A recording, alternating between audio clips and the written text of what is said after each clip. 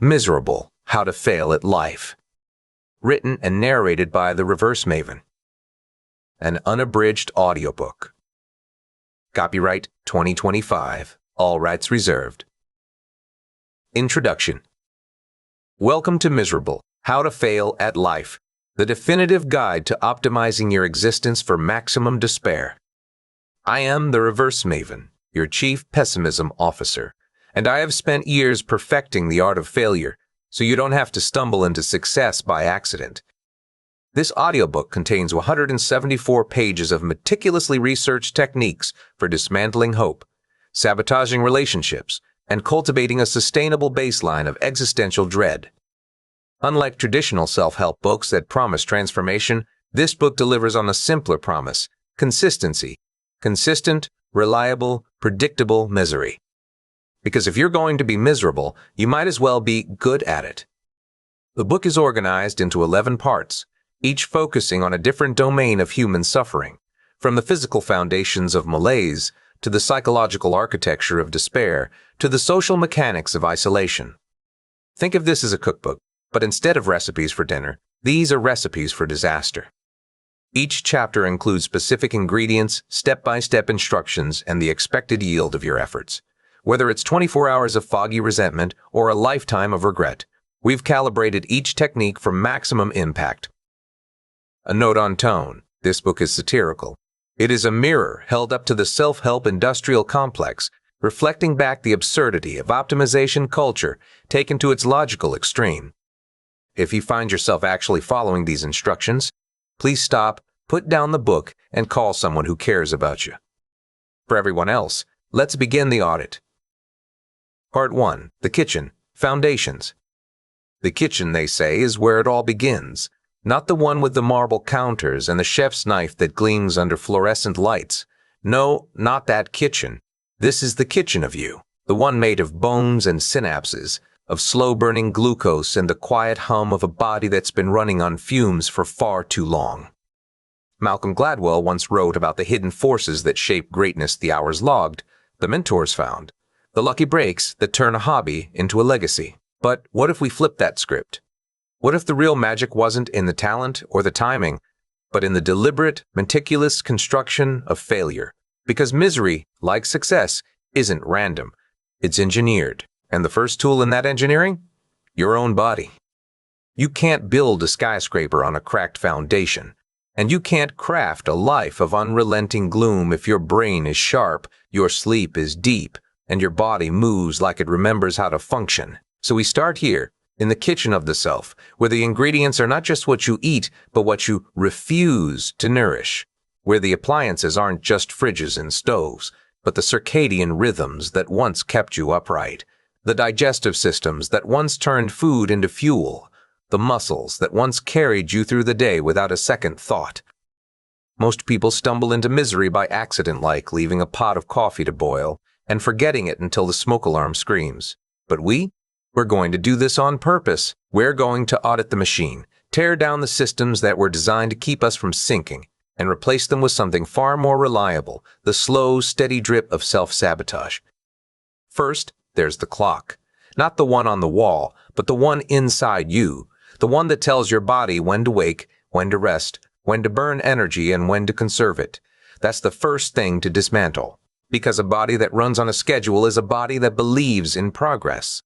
And we don't want progress. We want the Circadian Shuffle, where every day blurs into the next, where the sun rises and sets without your notice, and where the only rhythm you keep is the one that lulls you deeper into the fog. Then comes the fuel. Not the kind that gives you energy, but the kind that promises energy and delivers only the hollow echo of it. The chips that taste like regret in a bag, the sodas that fizz with the same empty excitement as your half-hearted attempts to care. This is Nutritional Nihilism, the art of turning your body into a temple of apathy, one artificial sweetener and one grease-soaked crunch at a time. And finally, there's the posture. Not the kind that makes you look confident, but the kind that makes you feel like a question mark slumped over a keyboard. The perfect slump, where your spine forgets how to stand tall, where your eyes glaze over at the mention of ambition, where sitting becomes an art form and movement becomes a chore.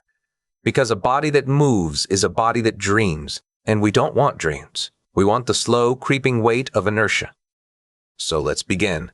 The audit starts now, and the first thing we're dismantling? The very idea that you were ever meant to function. The kitchen of misery isn't just about what you put in your mouth. It's about what you deny your body. And nothing denies the body more thoroughly than sleep. Oh, sleep is the great equalizer, the one thing that could actually clear the fog from your mind. But we can't have that, not when the alternative is a slow, deliberate erosion of clarity, a landscape where every blade of grass is really a thorn and every shadow hides another what if. This is the Circadian Shuffle, a recipe for 24 hours of foggy resentment served with a side of self-inflicted dread. It starts, as these things do, with the twilight scroll. Around 11:30 p.m., when your eyelids grow heavy and your thoughts begin to drift toward the kind of rest that might actually help you, you resist. You reach for the phone. Not to call someone, not to read something meaningful. No, you open a social media feed and you scroll, and scroll, and scroll, until you find it, that one post, that one life, that one person younger than you achieving something you haven't, a promotion, a milestone, a damn hobby you've been too exhausted to pursue, and there it is, the perfect fuel for the fire you've been carefully tending.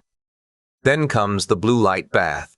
You hold the phone close, just 4 inches from your face, and you let the glow wash over you like a desert sunrise. Your pineal gland, poor thing, doesn't stand a chance. It mistakes the artificial radiance for daylight, and suddenly your brain is convinced it's noon in the Sahara. No melatonin, no surrender, just another hour of wide-eyed, wired vigilance, because why rest when you could be feeling something, anything but peace? By midnight, the existential crisis hits. That familiar gnawing in your gut, the one that whispers, "You're failing. You always fail." You get up, you go to the kitchen. You brew a cup of coffee espresso. If you're feeling particularly masochistic and you sit down, you open your bank statement, you stare, you convince yourself this is productivity, that you're planning, that you're preparing. Meanwhile, your heart rate ticks up, your shoulders tense, and the caffeine works its magic, turning your blood into liquid adrenaline, because misery tastes better when it's jittery. Then, back to bed. But not to sleep. No, you've got work to do. You take that old argument from 2014, the one you've been carrying around like a rusted anchor, and you stir it back up. You refry it. You should have said this. You should have done that. 3 things, then 5, then 10. You let it simmer until the clock hits 4:45 a.m., because by then, the resentment has thickened into something rich and satisfying, a full dark brew of self-recrimination, just the way you like it.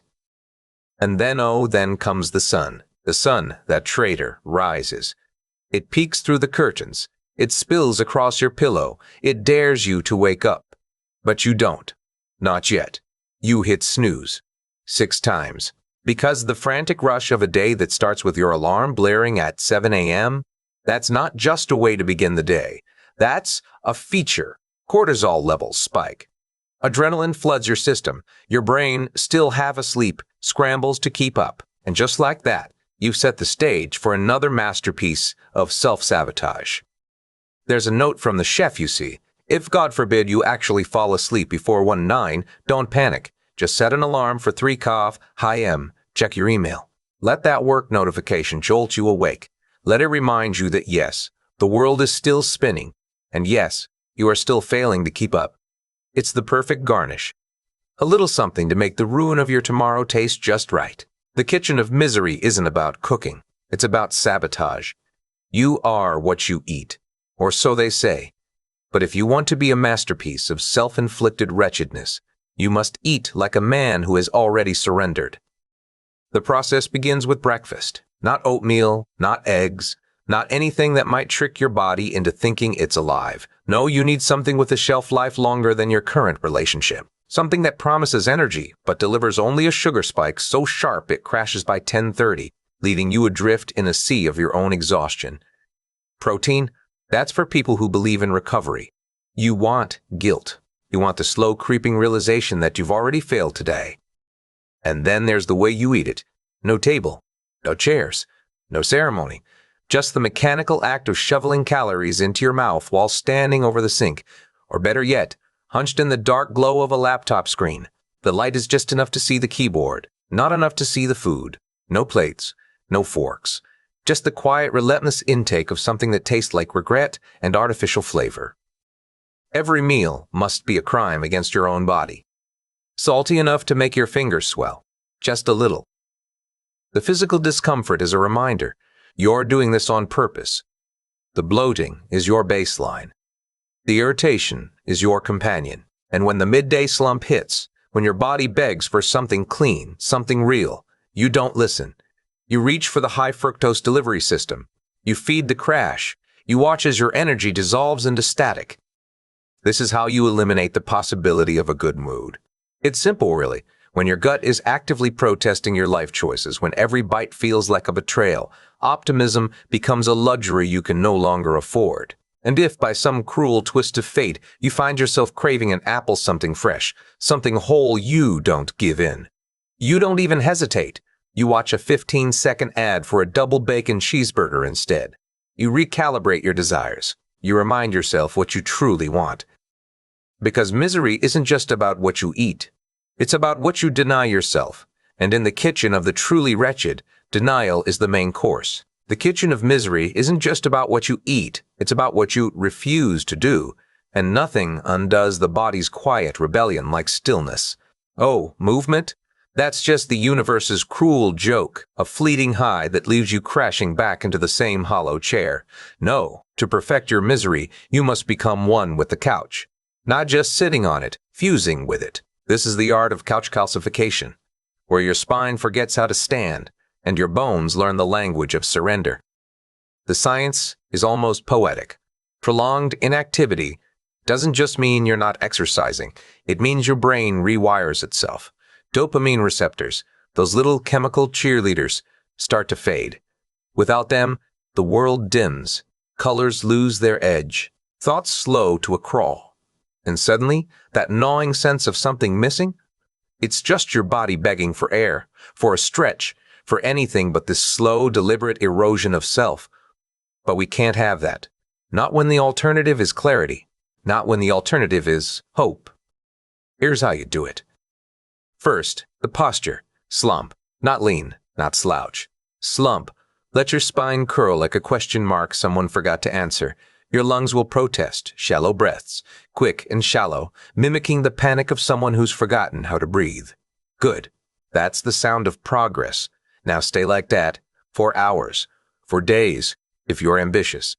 The more your ribs press against your heart, the less it has to work. And a heart that doesn't work, that's a heart that doesn't feel. Then comes the environment.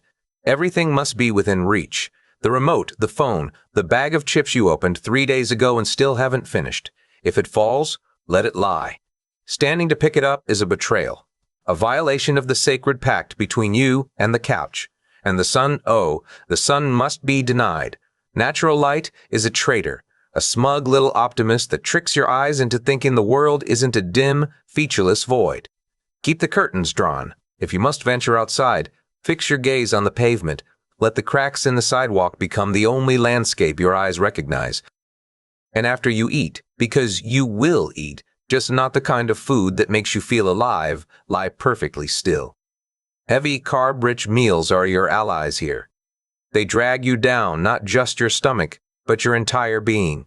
All that energy, all that potential motion, siphoned into digestion. No fuel left for thoughts. No fuel left for movement. Just the slow, satisfying sink of your body into the abyss of the couch cushions. Notice how it feels. Your joints, once nimble, now creak like rusted hinges. Your limbs, once obedient, now weigh 1,000 pounds. You aren't just sitting, you're becoming the furniture. The armrests mold to your elbows. The seat cradles your hips like a grave. And the best part? You don't even have to try. The body does the work for you. It forgets how to stand. It forgets how to want to stand. Movement is a distraction, a fleeting escape from the void. But silence the body long enough, and you'll hear it, the soul's despair, unfiltered, unmediated. No steps to muffle it.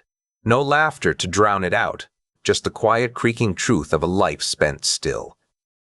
And that, my friend, is mastery. The mid-1800s gave us Brayrands, those delusional mystics who swore they could live on sunlight alone. Hira Ratan Manek, for instance, claimed to have survived for years by eating the sun, as if the universe owed him a metabolic miracle. Science, of course, laughed him out of the room. But what if the real lesson wasn't that they could defy biology? What if it was that they'd found a way to make biology irrelevant? Because here's the thing, misery doesn't need survival, it needs distraction.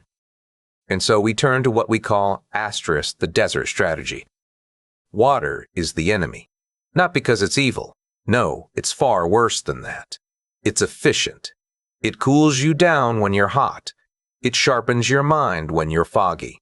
It washes away the toxins that make you feel like you've been run over by a truck. But we can't have that. Not when clarity is the first step toward fixing anything. So instead, we let ourselves dry up. Just a 1% loss of hydration, and suddenly your thoughts turn sluggish. Your mood swings like a door in the wind. Your focus? Gone. Poof. Vanished like a mirage. And that, my friend, is the point. When you're hydrated, you're capable. You can solve problems. You can see solutions. You can even, God forbid, imagine a life that isn't this one. So we do the opposite. We starve ourselves of the one thing that keeps us from drowning in our own stagnation. The process begins with the caffeine filter. No more water. Just black coffee, energy drinks, anything that promises a jolt while secretly leaching what little moisture you have left. Every sip is a betrayal. Your body takes it, processes it, and then it expels it. A diuretic's cruel joke. You drink to stay alive, and in return, you lose more of what keeps you alive. Then comes the sodium barrier, salt, the silent saboteur. It doesn't just make you thirsty, it steals from your cells, turning your flesh into a biological wasteland. The anesthetic of neglect begins, as all great strategies do, with a betrayal not of others, but of yourself. In the gaslit streets of 19th century Paris, the Bohemians didn't just reject cleanliness. They weaponized it. Uncombed hair, frock coats stiff with grease, a deliberate stench clinging to their skin like a second shadow. This was not laziness. This was armor. The bourgeoisie scrubbed themselves into submission, polishing their boots and their manners until they gleamed with the same hollow sheen. But the Bohemians knew the truth. Cleanliness is just another form of surrender. A signal, a handshake with the world saying, I am here, I am available, I am not a problem. And so, we refine their rebellion. Cleanliness is a social contract. When you wash your hands, you're not just removing dirt, you're dissolving the barriers between you and the expectations of others. You're inviting them in. A shower? That's an open door, a trimmed beard, a handshake extended. But neglect? Neglect is the lock you turn on the world. This is the anesthetic of neglect. The halo effect is a well-documented trick of human perception. Attractive people are assumed competent. Well-dressed people are assumed trustworthy. But what if you did the opposite? What if you cultivated the reverse halo, a reputation so thoroughly tarnished that no one bothers to question it? They don't need to. The stains on your shirt speak for you. The unwashed scent clinging to your skin is a warning.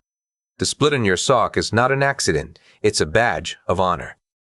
People will see you and recoil before they even realize why. The instructions are simple, though the execution requires discipline. First, the shower boycott. Not forever, just long enough. Let the salt and oil build up on your skin like sediment in a forgotten well. Your body will forget what fresh feels like. The world will too. Days will blur. You'll lose track of how long it's been since you last stood underwater. And that's the point. The longer you wait, the more you become a relic of yourself, something half alive, half myth. Then, the found outfit. Clothing should not be chosen. It should be discovered. That t-shirt on the floor, it's earned its place. The hole in your knee? That's not a tear, it's a story. Every stain is a chapter. Every unbuttoned cuff, a deliberate choice. You are not dressing, you are archiving your decline. Next, the grooming gap. Stop fighting the edges. Let your nails grow until they click against each other like castanets of failure. Let your facial hair thicken into something feral, something that makes people flinch when you smile. These are the details that say, I have given up. And when others see it, they will nod in quiet relief. They won't pity you. They won't pity you. They'll respect you. You've done their work for them. Finally, the sensory shield. Your scent should not be pleasant. It should be informative. A faint, persistent, funk-like old books and damp wool lingering just enough to make polite conversation impossible. It's a territorial marker. A warning. Do not approach.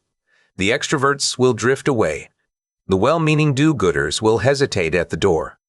Even the most persistent of helpers will think twice before offering their hand. The goal is not to be dirty. The goal is to be socially radioactive. Walk into a room and let the air thicken around you. Not because you're invisible, but because you're contagious, not with disease, but with the quiet certainty that you are no one's problem. The dentist becomes a distant memory. The toothache, left unaddressed, becomes a permanent excuse. Why smile when the world already knows you're broken? Soap is the enemy of the solitary soul. Scents and stains are the only true friends of the maven. And so you let yourself go not out of weakness, but out of strategy. Not because you've lost, but because you've already won. The world will keep reaching for you. You'll just keep slipping through their fingers. Untouchable, unclaimed, perfectly, deliciously alone. There was a study in the 70s, Robert Glass and his team, I think, where they locked people in rooms and blasted them with noise. Not the kind that follows a pattern, mind you. No, this was the chaotic kind, the kind that doesn't announce itself, that sneaks up on you like a bad thought. And here's the kicker. Even after the noise stopped, the damage was done. Their brains had taken a hit. They called it post-noise impairment. A fancy term for what happens when your mind gets too tired to think straight. But the real twist? Give those same people a button. Tell them they can press it to make the noise go away. And what happens? Their brains don't even flinch. Not because they pressed it, because they thought they could. Ah, there it is. To craft world-class misery, you don't need a button at all. You need to make sure there isn't one. Silence is the enemy. Not the kind that cradles you, not the kind that lets your thoughts settle like dust on an old shelf. No, silence is the ultimate betrayal. In silence, your brain starts asking questions. Why am I like this? What if I tried something different? What if I just stop? And that's when the real work begins. So you drown it out. You fill the air with noise, not just any noise, but the kind that sticks to your skin like static. The digital hum of a laptop left open to some half-watched video, the muffled drone of a podcast you've long since stopped listening to. The content doesn't matter. What matters is the fullness of it, the way it presses against your ears like a second skin. Your nervous system doesn't know the difference between a threat and a distraction, so it stays on edge, always, exhausted, too busy to wander. And then there are the headphones. Not the kind you use to listen, but the kind you wear like armor. Noise canceling, of all things. Because nothing says I am unavailable to my own thoughts like blocking out the world while still drowning in it. You might as well be screaming into a pillow. If you want to really commit, you curate your soundscape like a master of misery. Talk radio, maybe. The kind that thrives on outrage where every syllable is a nail driven deeper into your stress response. Or news programs that treat conflict like entertainment, because nothing keeps your cortisol levels humming like a steady diet of other people's chaos. And if you're feeling particularly ambitious, thin walls. No soundproofing. Let the neighbor's vacuum become a recurring character in your mental theater. A guest who never leaves. The goal isn't just distraction, it's saturation. By the time you've reached the 160th page of your year, whatever that means to you, you should have forgotten what your own voice sounds like in an empty room. You'll be so deep in the noise that your unhappiness isn't just background music anymore. It's the only thing you can hear.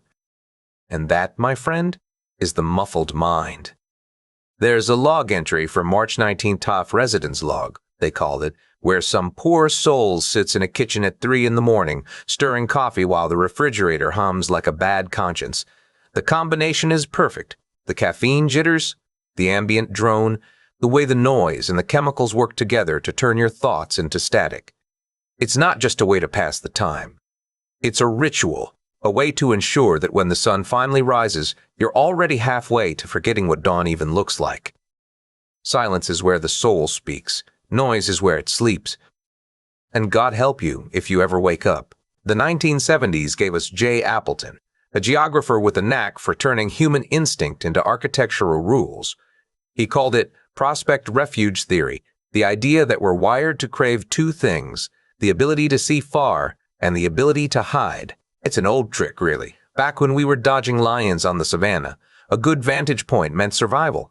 A safe corner meant sanity. But what if we flipped it? What if we designed our lives to make those instincts work against us? That's the art of spatial displacement, turning your home into a psychological pressure cooker. Not just any space, but one that actively undermines your brain's hardwired comforts. Because misery isn't just about what you do, it's about where you do it. Take ceilings, for instance. Most people want them high, airy, expansive, the kind that make you feel like you could think big. But you want them low, pressing down, not just on your head, but on your thoughts. Low ceilings don't just trap you physically. They trap you intellectually. They force your mind into a box where every idea has to squeeze through the same narrow door. Now, let's talk about the claustrophobic anchor. Most people pick a chair with their back to the wall, safe, predictable. But you sit with your back to the door, not because it's clever, because it's cruel. Your brain doesn't know the difference between a lion at the entrance and a draft. Every time you glance over your shoulder, your amygdala gets a little jolt predator alert, and suddenly, deep work becomes impossible. You're not just distracted, you're hunted by your own furniture. And windows? Oh, windows are a dangerous thing. During the day, you keep them shrouded blinds drawn, light blocked, no prospect, no escape. Your brain craves the horizon, but you give it a blank wall instead. Then, at night, you flip the script, blinds up, exposed, like a bug under a microscope. The world outside watches, or maybe it doesn't. But your mind doesn't know that. It feels watched, and that's the point. Then, there's the furniture labyrinth. Every right-angle turn, every sharp corner, every time your shin catches on a misplaced ottoman that's not an accident. That's design. You want movement to be a chore. A series of small, irritating collisions. Because misery isn't just about stillness. It's about the friction of existing. And surfaces? Oh, surfaces are for visual static, piles of mail that never get opened. Glasses half full of something that's been forgotten, cables snaking like the roots of a dying plant. Your brain can't help but process it all, every loose thread, every half-hidden object. It's like trying to meditate in a hurricane. The storm doesn't have to be loud. It just has to never stop. The goal? To turn your home into a cage. Not a gilded one, not a cozy one. A cage where every wall is a reminder that you're trapped, and every view was a lie. You'll never be safe here. Not really, because safety isn't about space. It's about control, and in this architecture, you have none. The bathroom stall is the only place that offers refuge. A tiny enclosed box where the door can lock out the world. But even there, you're not free. No prospect, no escape, just the echo of your own breath against the tile. Give a man a view, and he dreams. Give a man a wall, and he ruminates. Be the man with the wall. Because in the end, misery isn't about what you see. It's about what you can't. The night was their kingdom. Those Gothic poets of the 19th century, men who believed the sun was a tyrant, a cruel overseer of the waking world. They slept until noon, if they slept at all, and spent their evenings drowning in opium or ink, greeting the dawn like a defeated soldier. They called it freedom. We call it the first great experiment in what we now know as social jet lag. Your body has a clock, not the kind that ticks on a wall, but something far older, far more insistent, a circadian rhythm that hums beneath your skin, dictating when you should eat, when you should sleep, when you should even think. Most people try to align with it. They wake with the sun, sleep when the world grows still. But alignment is for the content. For the truly miserable, there is only desynchronization. Imagine your body as a ship, perpetually crossing time zones without ever docking. The engines never stop. The crew never rests. This is the metabolic trap of social jet lag, not just a misalignment, but a full-blown rebellion against biology itself. Studies show it doesn't just steal sleep. It steals clarity, focus, even the will to move. Your body becomes a factory running on fumes, producing depression, weight gain, the slow erosion of cognitive sharpness.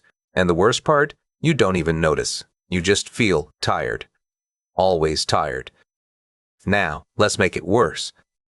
First, there's the blue light bath. Spend 2 hours before bed staring into the abyss of your screens, laughing at memes, scrolling through feeds, pretending you're doing something productive.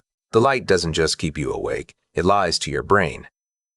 Melatonin, that little hormone that whispers night to your cells, gets drowned out. Your body stays in day mode even as the world outside darkens. You're not just awake, you're tricked. Then comes the snooze purgatory. Set your alarm an hour too early, just enough to drag you back from the edge of sleep, but not enough to let you rest. 9 minutes. That's all it takes. 9 minutes of grogginess. 9 minutes of your brain still half drowned in dreams, and you do it again and again. Each press of that button is a cannonball dropped into the hull of your day. By the time you finally stumble out of bed, the ship is already listing. You're not just tired, you're sunk. Never wake up at the same time twice. 3 hours. That's the golden mean of chaos. One day you're a night owl, the next a morning lark, the next somewhere in between. Your body never knows what to expect. It can't predict. It can't prepare. And so it runs on fumes, a perpetual motion machine of exhaustion. And the food. Save your biggest meal for after 11. Let your stomach work while the rest of you tries to shut down. Your digestive system is a rebel, too, churning away while your brain begs for silence. Sleep becomes a storm, your refuge a battlefield. This is the life of the eternal traveler. You are never quite here, never quite there. Time isn't a river anymore. It's a series of puddles, irritating, disconnected, impossible to cross. You're tired when you're awake, wired when you should be sleeping, a paradox wrapped in flesh. Waking up is a mistake. Every snooze is another cannonball. By the time you finally leave the bed, the day is already lost. The sun is the boss of the world, after all. And the only freedom left is the void. The summer of 1628 was supposed to be the dawn of a new era for Sweden. The Vasa stood in the harbor like a gilded dream, 2 decks of polished oak, 64 bronze cannons glinting in the sun, hundreds of intricate carvings twisting along its hull like the fantasies of a king who believed grandeur was its own kind of armor. King Gustavus Adolphus had demanded perfection, and the shipbuilders had delivered, or so they thought. It was a light breeze that did it, a nothing of a wind, really barely enough to ruffle the sails of a fishing boat. But the Vasa didn't just lean. It didn't just correct itself. It tilted, and then it tilted some more. Water sloshed through the open gun ports, rushing in like an invitation it couldn't refuse. 1,300 yards from shore, that was all it took.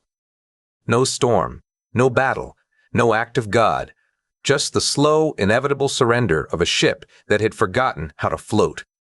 We call this the cannonball threshold. Most people wait for the earthquake. They brace for the hurricane, the betrayal, the single blow that will shatter them.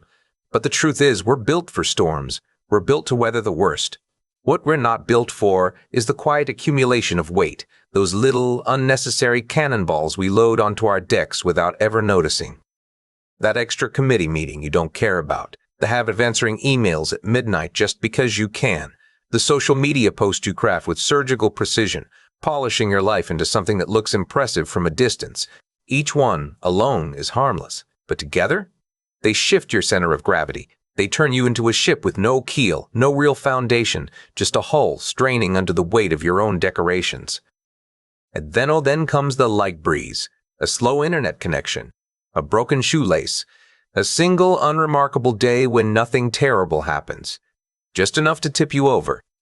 So how do you engineer your own sinking? It's simpler than you think. First, you learn the art of the derivative, yes. Never refuse an invitation, no matter how hollow the cause. Host a dinner party you'll half-ass. Join the volunteer group that bores you to tears. The more ornate the obligation, the better. Let your life become a gallery of commitments you don't actually want. Each one a little statue on the deck, each one making the tilt just a little steeper. Then you keep your gun ports wide open.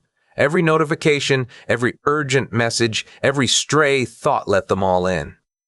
A ship needs water to function. A miserable person needs chaos to thrive. The more you let in, the more you'll need to carry. And here's the real trick. Ignore the keel. Sleep? That's for people who still believe in stability. Quiet reflection? A luxury you can't afford if you're building a masterpiece of collapse. A shallow support structure is the key. The less you invest in the things that actually hold you up, the faster you'll learn what it's like to heel over. Finally, maximize your surface tension. Obsess over the carvings, the way your life looks on paper, on screens, and the stories you tell yourself. Spend your energy gilding the statues while the hull rots beneath you. Let the world admire your deck while you forget to check for leaks. The Vasa sank in perfectly calm water. It didn't need a storm. It only needed its own weight. And that, my friend, is the genius of it. You don't need a tragedy to drown you. You just need the discipline to keep adding cannonballs, one by one, until the day comes when you glance at your life from the shore, and for just a second, it looks magnificent. And then it doesn't. The idea of balance is a cruel joke, isn't it? A well-balanced life, how quaint, how naive. Picture it, a ship, sleek and steady, cutting through calm waters. The sails are full, the crew is alert, the horizon stretches out like a promise. And then, just then, someone decides to remove the very thing keeping it upright. Not a storm, not a leak, no, something far more insidious, the balance.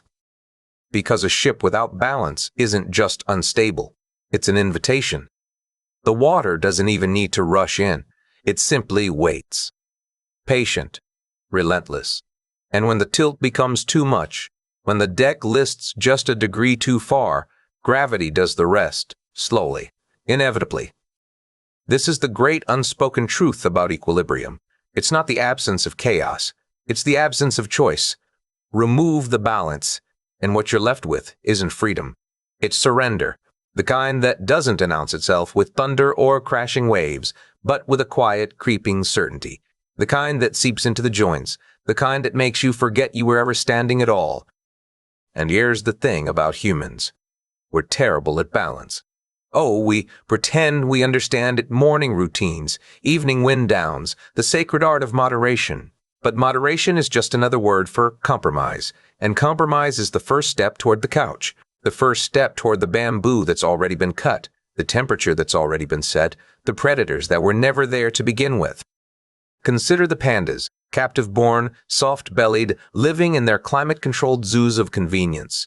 No struggle, no hunger, no need to move. And what happens? They don't just stop thriving, they stop existing in any meaningful way. Their bodies forget how to bear weight. Their spirits forget how to reach. This is the fragility of comfort, not the kind that breaks with a snap, but the kind that dissolves, molecule by molecule, until one day you look down and realize your own skeleton has gone soft. Now, think of the Gothic poets, those night dwellers, those opium-soaked visionaries who called the dawn their enemy. They didn't seek balance. They sought resistance, a world turned upside down, where the rules of day and night were rewritten in ink and smoke. They didn't care about sinking ships, they wanted to be the storm. And what about the Breharians, those poor fools who swore they could eat sunlight, who treated biology like a suggestion rather than a law? They didn't need balance. They needed delusion, a way to stare into the void and declare, I am the exception. But exceptions don't last, not really. They're just the moments before the water finds its level. So here's the question. When the balance is gone, when the ship is listing, when the only thing left is the slow, inevitable pull of gravity, do you fight it?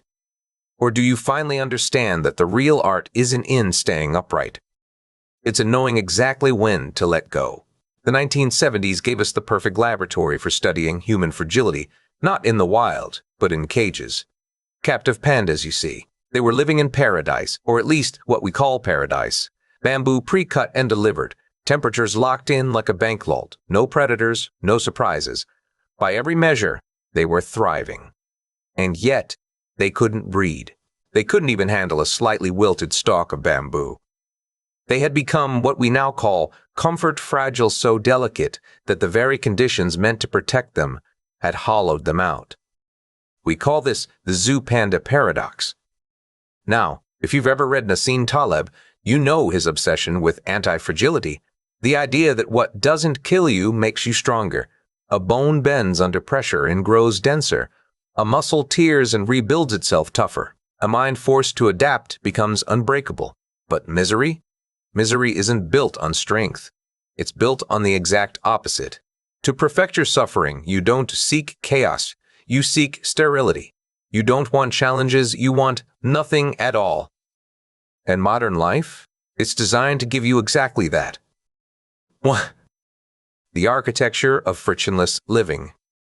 We've spent centuries inventing ways to erase discomfort. Delivery apps so you never have to walk. Algorithms so you never have to choose. Climate control so you never have to adjust. We've turned the world into a smooth, polished surface, no edges, no surprises, no reason to adapt. And what happens when you remove all friction? You don't get safety.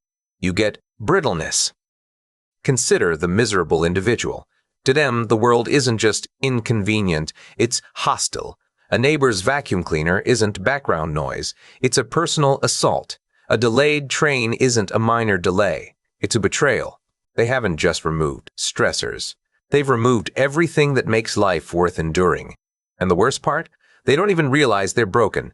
They think they're being smart. Instructions for psychological fragility. If you want to cultivate true misery, you need comfort guardrails rules to keep you from ever having to face the world on its own terms. First, there's the silicon shield. Never leave your house without a pre-mapped route, a pre-ordered coffee, a schedule so rigid that even a wrong turn feels like a crime. Serendipity isn't just inconvenient, it's dangerous. Dangerous. A random encounter? That's your brain practicing resilience. A wrong turn? That's adaptation in action. Eliminate both, and soon, the idea of choosing anything will feel like torture. Then comes the 72-degree doctrine. Your body was built to handle change cold mornings, warm afternoons, the occasional draft. But you demand perfection. 73 degrees? Unbearable. 71? You'll freeze. You've trained yourself to see minor discomfort as a crisis. A slightly chilly room isn't just annoying, it's a violation. And when the real cold comes, you'll shatter. Next, the filter bubble of affirmation. Your mind should only feed on what confirms your worst fears. Dissenting opinions? Too risky. Challenging ideas? Outright dangerous. You've built a mental fortress where only your irritations are allowed. And when something slips through, your entire worldview will crack like glass. Finally, the safetyism fallacy. You don't want agency. You want protection. The job with the best dental plan but no challenges. The hobby with no risk, no failure, no growth. You're not building a life. You're building a padded cell. And the best part? You'll never even notice the walls. The Talebian inversion. Taleb would have you believe that chaos makes you stronger, that volatility is your friend. But you're the inverse Taleb. You're the person who doesn't just hate minor discomfort, you're destroyed by it. A delayed flight isn't an inconvenience, it's a decade lost. A slightly burnt toast isn't carelessness, it's an existential threat. Mastery of misery isn't about enduring great pain, it's about becoming the kind of person for whom nothing is tolerable, not the cold, not the noise, not the uncertainty. You've trained yourself to see the world as a series of threats, and soon, even breathing will feel like work. And the irony? You'll never know you're the problem. Because in a world that's done everything to remove friction, you've become the only thing left that can't handle it. He who seeks the frictionless life shall find that the smallest grain of sand becomes a boulder. And you're the boulder, waiting. The 1990s brought us a revelation one that turned the very nature of human memory into a weapon. Daniel Kahneman, that sharp-eyed psychologist, proved something unsettling. Our brains don't remember experiences the way we think they do. Not by their length, not by their beauty, but by two cruelly simple moments, the worst part and the last part. Picture this, a medical procedure, 30 minutes of agony, but the final 5 minutes are almost bearable. What does the patient remember? Not 30 minutes of pain. No. They remember something almost pleasant. Now flip it 5 minutes of hell, but the last second is merciful. A catastrophe. The brain doesn't care about the hours in between. It only cares about the peak and the end. And here's the genius of it. If you want to ruin a memory, you don't need to ruin everything. You just need to ruin the right things. Most people waste their energy trying to make life good, whole vacations, whole relationships, whole careers. Fools, the real art is in the sabotage. Send someone on a paradise vacation, but let the last hour be a screaming match with customs, a lost suitcase, a middle finger to the whole experience. The brain doesn't remember the beaches, it remembers the argument. Or take a promotion, something to celebrate. But right after the high, drop the hammer. A fight, a debt, a reminder of why this victory was never enough. The peak is forgotten in the crash. And relationships? Oh, relationships are the easiest. Don't bother with goodbyes. Don't bother with closure. Just let the last memory be a petty, unresolved spat over nothing. Years of laughter, of shared history gone, replaced by a single, bitter note. Even time itself can be manipulated. A decade of health, but focus only on that 1 month of the stiff neck. The brain neglects duration. It clings to the worst, the latest. Feed it what you want it to remember. This is peak-end engineering, the science of turning life into a series of off-key finales. You don't need a miserable existence. You just need miserable endings. The experiencing self might have moments of joy, but the remembering self, the one who carries the weight of your story, that one will always be haunted. A beautiful symphony is ruined by a single wrong note at the end. So why not make sure your life is full of them? The 1920s were a time when Wall Street didn't just trade stocks, it traded souls. Down in the bowels of the New York financial district, the ticker-tape machines hummed like mechanical hearts, spitting out numbers in a relentless clack-clack, and those men in their pinstripe suits, they weren't just watching prices, they were watching themselves. This was the birth of numerical obsession. The tape moved faster than thought, and the men who stared at it became its prisoners. A single digit could make them gods or fools. Up, genius. Down, a failure. They were the first to understand what happens when you anchor your worth to something that isn't you, something that changes on a whim, like the wind through a stock ticker. And here's the thing, we've all done it since. Psychologists like Kahneman and Tversky gave it a name: anchoring. The human mind latches on to the first number it sees, the first metric, the first standard, and builds its entire world around it. Your bank balance, your follower count, your weight, your likes. Pick one. Anyone. And suddenly, your life isn't about living anymore. It's about waiting for the next update. The beauty of a number is that it lies. It doesn't argue. It doesn't explain. It just is, higher or lower, better or worse, success or ruin. And by reducing your messy, beautiful, infuriating life to a single digit, you've done something brilliant. You've removed all risk of nuanced satisfaction. No more gray areas. No more maybe I'm happy. Just this. The number went up. Therefore, I am worthy. Or the number went down. Therefore, I am trash. And the worst part? You don't even realize you've done it. You start small. Maybe it's Bitcoin. Maybe it's unread emails. Maybe it's the engagement rate on your last post, something that updates in real time, something that demands your attention like a hungry ghost, and then you begin the audit, 20 times a day. Refresh, refresh again, because if the number hasn't moved, that means you're still alive, and that's not enough. Kahneman proved it. The pain of losing $100 isn't just bad. It's twice as bad as the joy of gaining it. So you play the game. A 10% gain. Mild, suspicious satisfaction, a 5% drop, existential collapse. And if, by some miracle, the number spikes, don't celebrate. Worry instead. Because the universe has a cruel sense of humor. The better things go, the harder they'll fall. Regression to the mean isn't just a statistical concept, it's a personal guarantee. And that's how you become a human spreadsheet. No more colors, no more shades, just deltas, up or down, win or lose, asset or liability. You've traded your humanity for the cold precision of a balance sheet, and now you're not even a person anymore.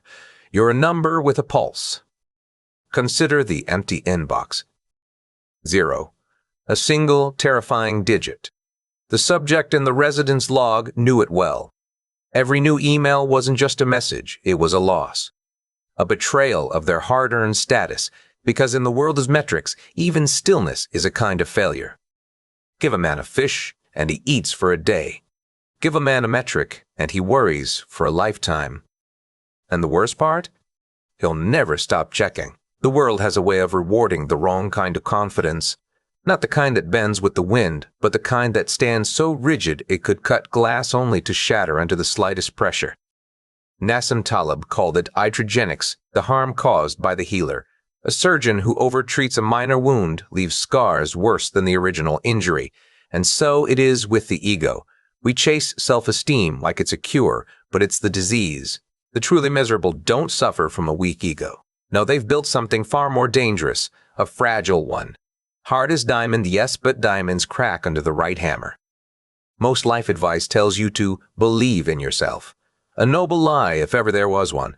For the maven, this is the first step toward a magnificent collapse. If you've staked your identity on being grand, then every misstep isn't a lesson, it's an apocalypse. 90% of your energy goes into defending the illusion, 10% into living. And what's left? A hollow shell polished to a shine, but empty inside. Here's how you construct it. First, declare yourself an expert before you've earned the title. The moment you do, you've trapped yourself. Questions become heresy. Ignorance is no longer an option. The iatrogenics of the ego have begun. Every correction feels like a betrayal. Every doubt, a personal attack. You've built a fortress, and now you must guard it with your life. Then, adopt the defensive crouch. Feedback isn't constructive, it's sabotage. A typo in your work? Not a typo. An assassination attempt. By refusing to bend, you ensure your psyche never learns to adapt. Antifragility? That's for the weak. You're building a porcelain identity, and the world is full of clumsy hands. When insecurity gnaws at you, don't look inward. Project it outward. Lazy? Your colleague is the problem. Unproductive? The system is rigged. Keep your internal image pristine while the world outside rots. And never, never change your mind. To do so is to admit your past self was a fraud. Stay stubborn. Stay principled, even as the iceberg looms closer. The result? A diamond in the dark. Magnificent to behold. Yes, but rigid. Untouchable. And utterly alone. No one can reach you, which means no one can help you either. You've perfected self-enclosure. A masterpiece. Consider the residence log, May 6th. The subject had it all: success, admiration, the perfect facade.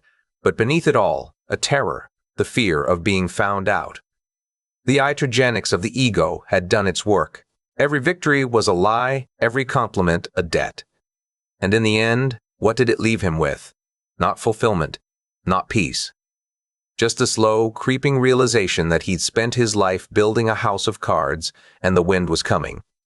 A tree that does not bend in the wind shall eventually become firewood. Be the firewood. The year 2000 saw psychologists Sheena Iyengar and Mark Lepper set up a little experiment in a high-end grocery store. Nothing fancy, just a tasting table. On one day, they laid out 24 varieties of artisanal jam. The next day, they cut it down to 6. More people wandered over to the table with 24 jams. That's human nature. We love the idea of abundance, but here's the twist: the table with 6 jams, it sold 10 times more. Why? Because when we're drowning in options, our brains don't just hesitate. They shut down. We don't make a choice. We abandon the whole idea. Barry Schwartz called it the paradox of choice. And in the grand tradition of human ingenuity, we've turned this into a prison. Not just any prison. A prison of our own making. The maximizer doesn't just want a good meal. They want the best meal within a 5-mile radius at that exact moment, and even when they find it, they're still haunted. Not by regret, exactly by the ghost of what they didn't pick. The opportunity cost always lurking. The maximizer is never satisfied because satisfaction means admitting there might have been something better, and that's the real misery. Now let's talk about how to perfect this art. First, the recursive search. Before buying a tube of toothpaste, you consult 5 review sites, 3 YouTube tutorials, and a Reddit thread so dense it could double as a novel. By the time you finally purchase, you've forgotten why you needed it in the first place. The research becomes the product. Then there's the what if anchor. After every decision, you spend the next 48 hours in a mental time machine. Did you stay in? Think about the party you missed. Did you go to the party? Think about the work you could have done. The past and future become a hall of mirrors, and you're the only one trapped inside. And don't forget the digital Buffett trap. Netflix, Spotify, any app that lets you browse without committing. 60 minutes spent choosing a movie. 60 minutes of pure, unadulterated decision stress. You're not watching anything. You're just considering. Then there's the grand finale.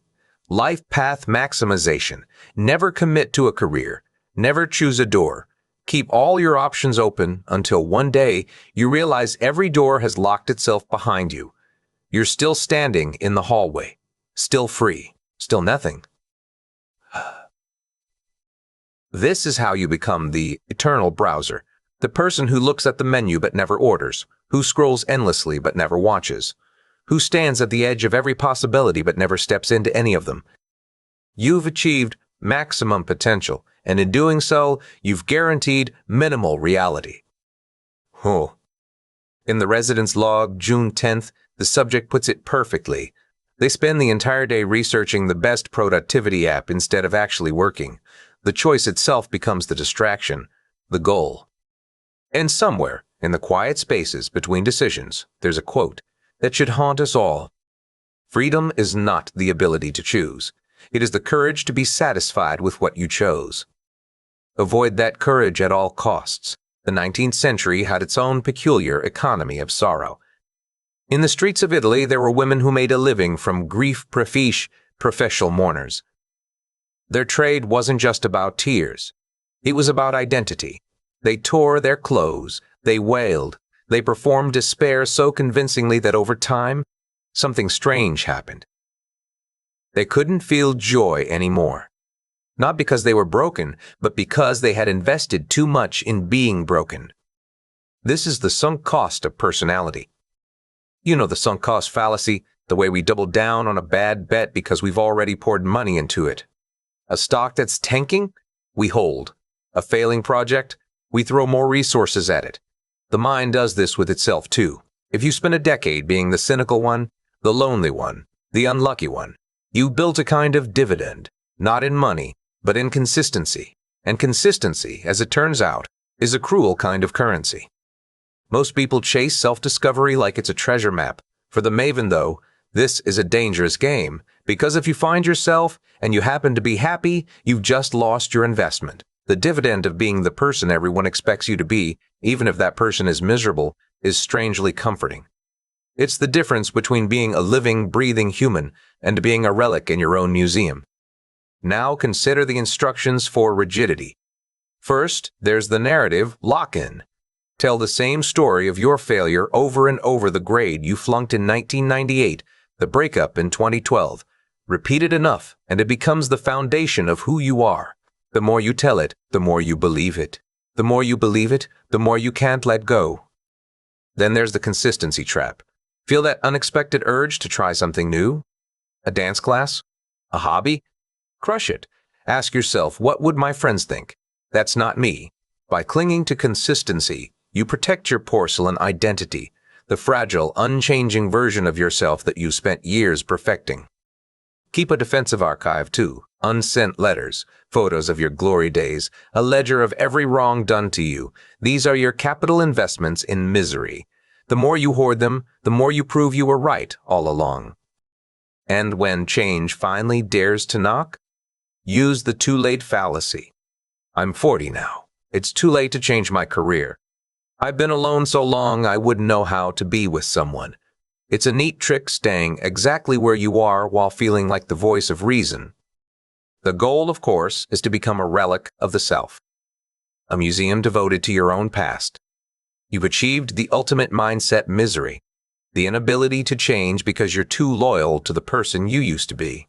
You're the professional mourner at your own funeral, and you're doing a magnificent job.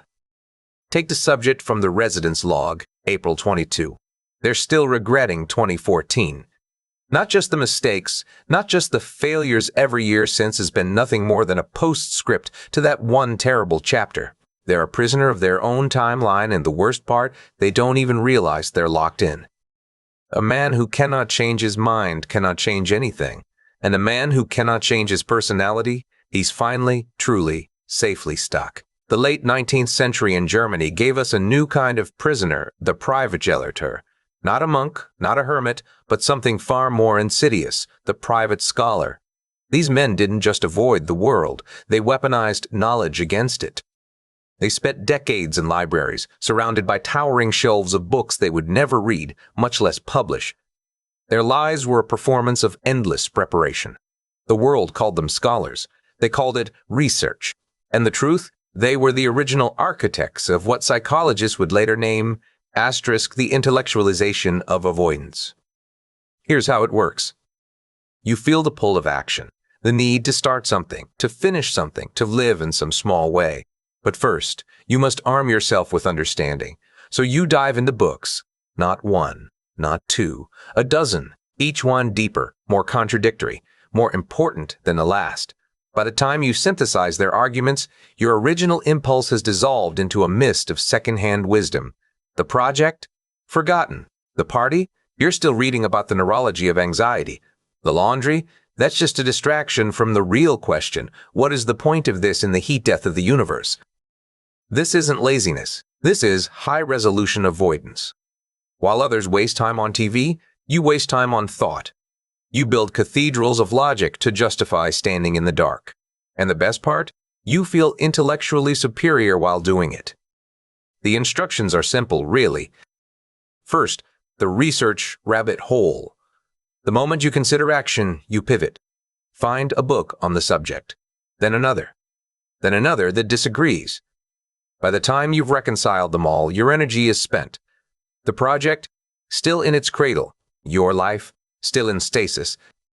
Second, the existential reframe. That email, mundane. The laundry, a farce. But ask yourself, truly ask what meaning these things hold in the grand scheme. Suddenly, the very idea of folding a sock feels like a betrayal of cosmic indifference. You're not avoiding your life. You're philosophizing it into oblivion. Third, the systemic shield. Failure isn't personal. It's structural. The raise you didn't get? Not your fault. It's late-stage capitalism. The friendship you never nurtured? Implicit bias. This is the ultimate escape hatch. No agency. No responsibility. Just endless analysis of why the world is broken while you remain untouched. Finally, the metacognitive loop. You don't just think. You think about thinking about thinking. I am currently experiencing cognitive dissonance regarding my desire for a sandwich. And there you stay narrating your own paralysis like a documentary host who's forgotten the plot. The end game? You become a scholar of the void. A human encyclopedia of why things are impossible, with no clue how to make them possible. You've mastered the art of narrating your own collapse in the vocabulary of genius. And the worst part? You're not even unhappy. You're elevated. You're deep. You're the kind of person who turns a dinner decision into an intellectual inquiry, spending the evening in a state of high-quality decision stress. Because why rush? Why act? The bridge is built. You just decided not to cross it. Philosophy, after all, is the art of building a bridge across a river and then deciding to never cross it, build the bridge, and stay on the shore forever. The year was 1986. The Challenger stood poised on the launch pad, a marvel of human ingenuity until it wasn't. NASA engineers had watched the O-rings erode again and again. Each time the mission still flew. Each time they adjusted their definition of success. What was once a warning became just another line in the data. Sociologist Diane Vaughan, called it the normalization of deviance, when danger stops being a red flag and starts being background noise. But there's another kind of normalization, one we do to ourselves. Picture this, a screen, 8 million pixels perfect, glowing, and then one dead. Just one, a tiny black dot in the sea of light. You don't see the 7,999,999 points burning bright. You see the void. That's negative filtering, not just seeing the worst, not even expecting it, finding it, hunting it down like a treasure buried in plain sight. Your brain, you see, is a news feed, and if you've trained it to value misery, well then it becomes a detective. Every minor slight, every forgotten embarrassment, it digs them up. It doesn't just notice the dead pixel. It zooms in. It lingers. Now, how does one refine this skill? It starts in the morning. Before your phone buzzes, before the day even begins, you perform a vulnerability scan, hold in your mind the one thing you fear most. That's your filter's calibration. Any good that follows, automatically demoted. A great meal, yes, but the service was slow. A warm cup of coffee? It was cold when I took the first sip. The universe isn't just indifferent. It's actively working against you, and you just the one observant enough to notice. The spotlight of doom is another technique. A slow elevator isn't just an elevator. It's a metaphor.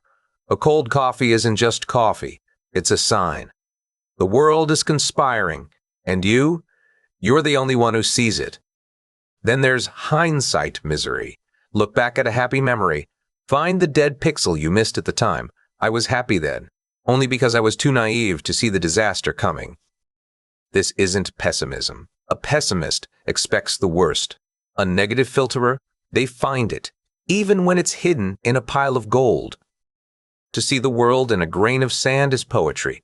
To see the apocalypse in a cold cup of tea, that's mastery. The late 1960s saw two nations, Britain and France, bet everything on a dream.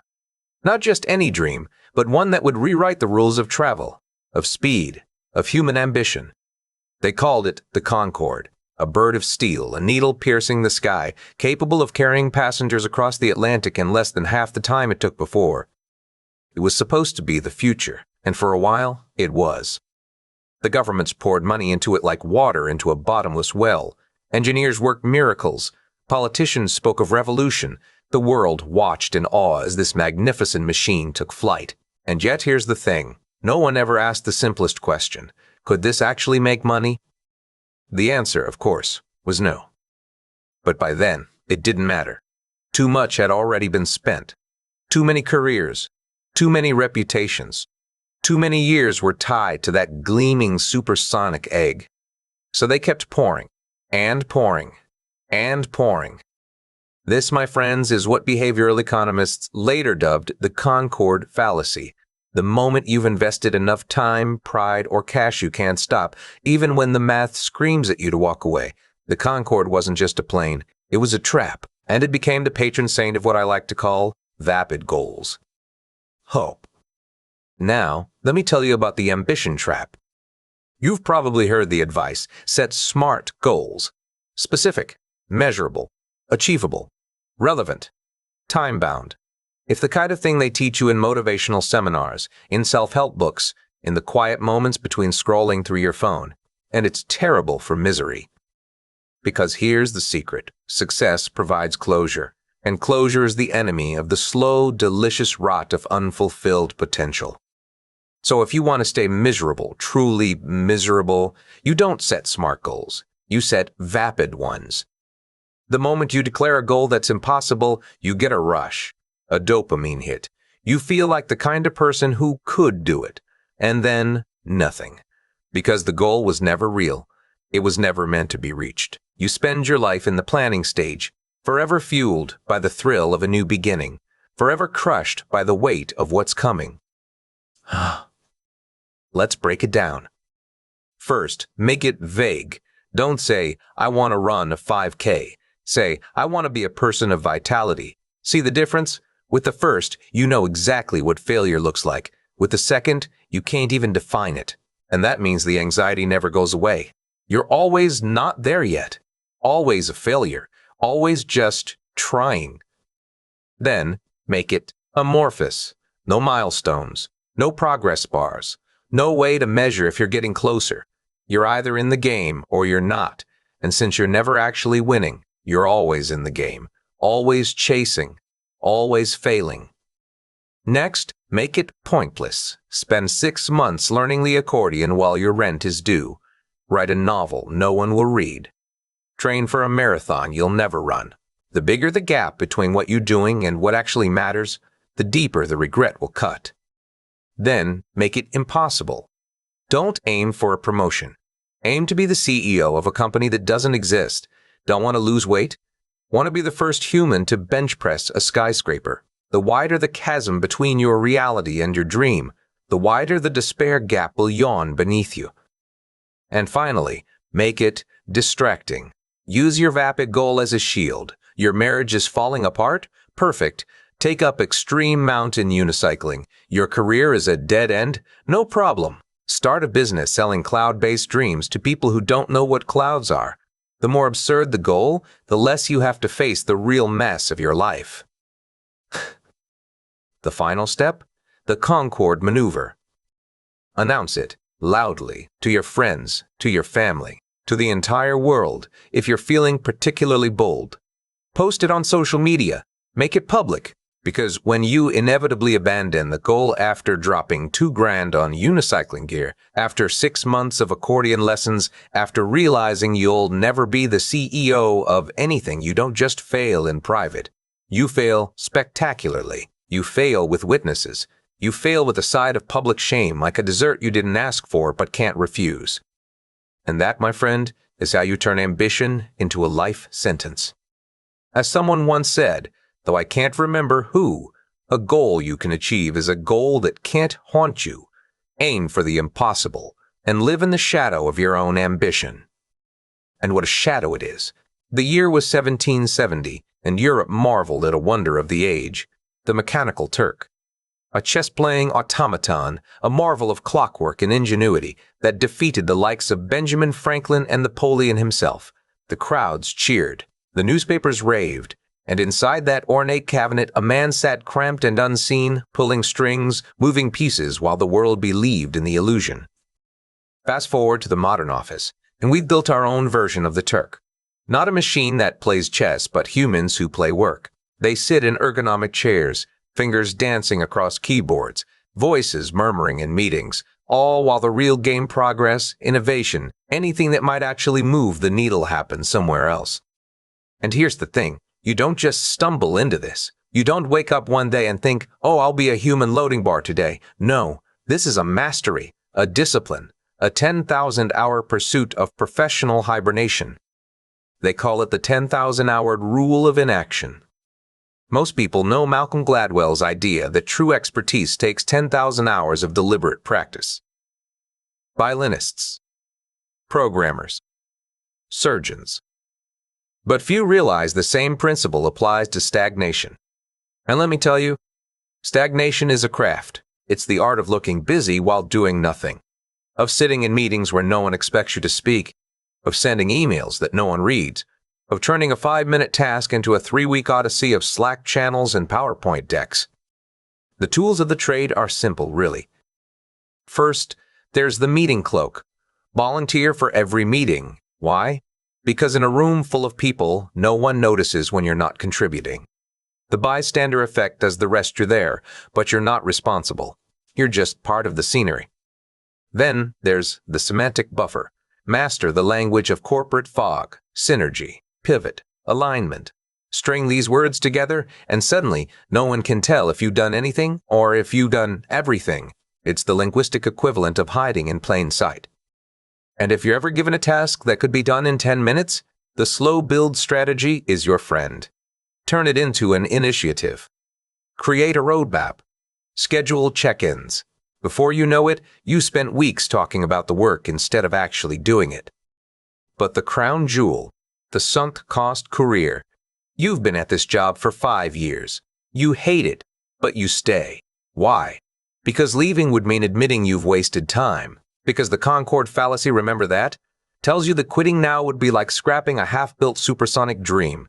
So you endure. You become the human equivalent of a loading bar, spinning endlessly, never quite finishing. And then there's the bathroom refuge, the ultimate masterclass.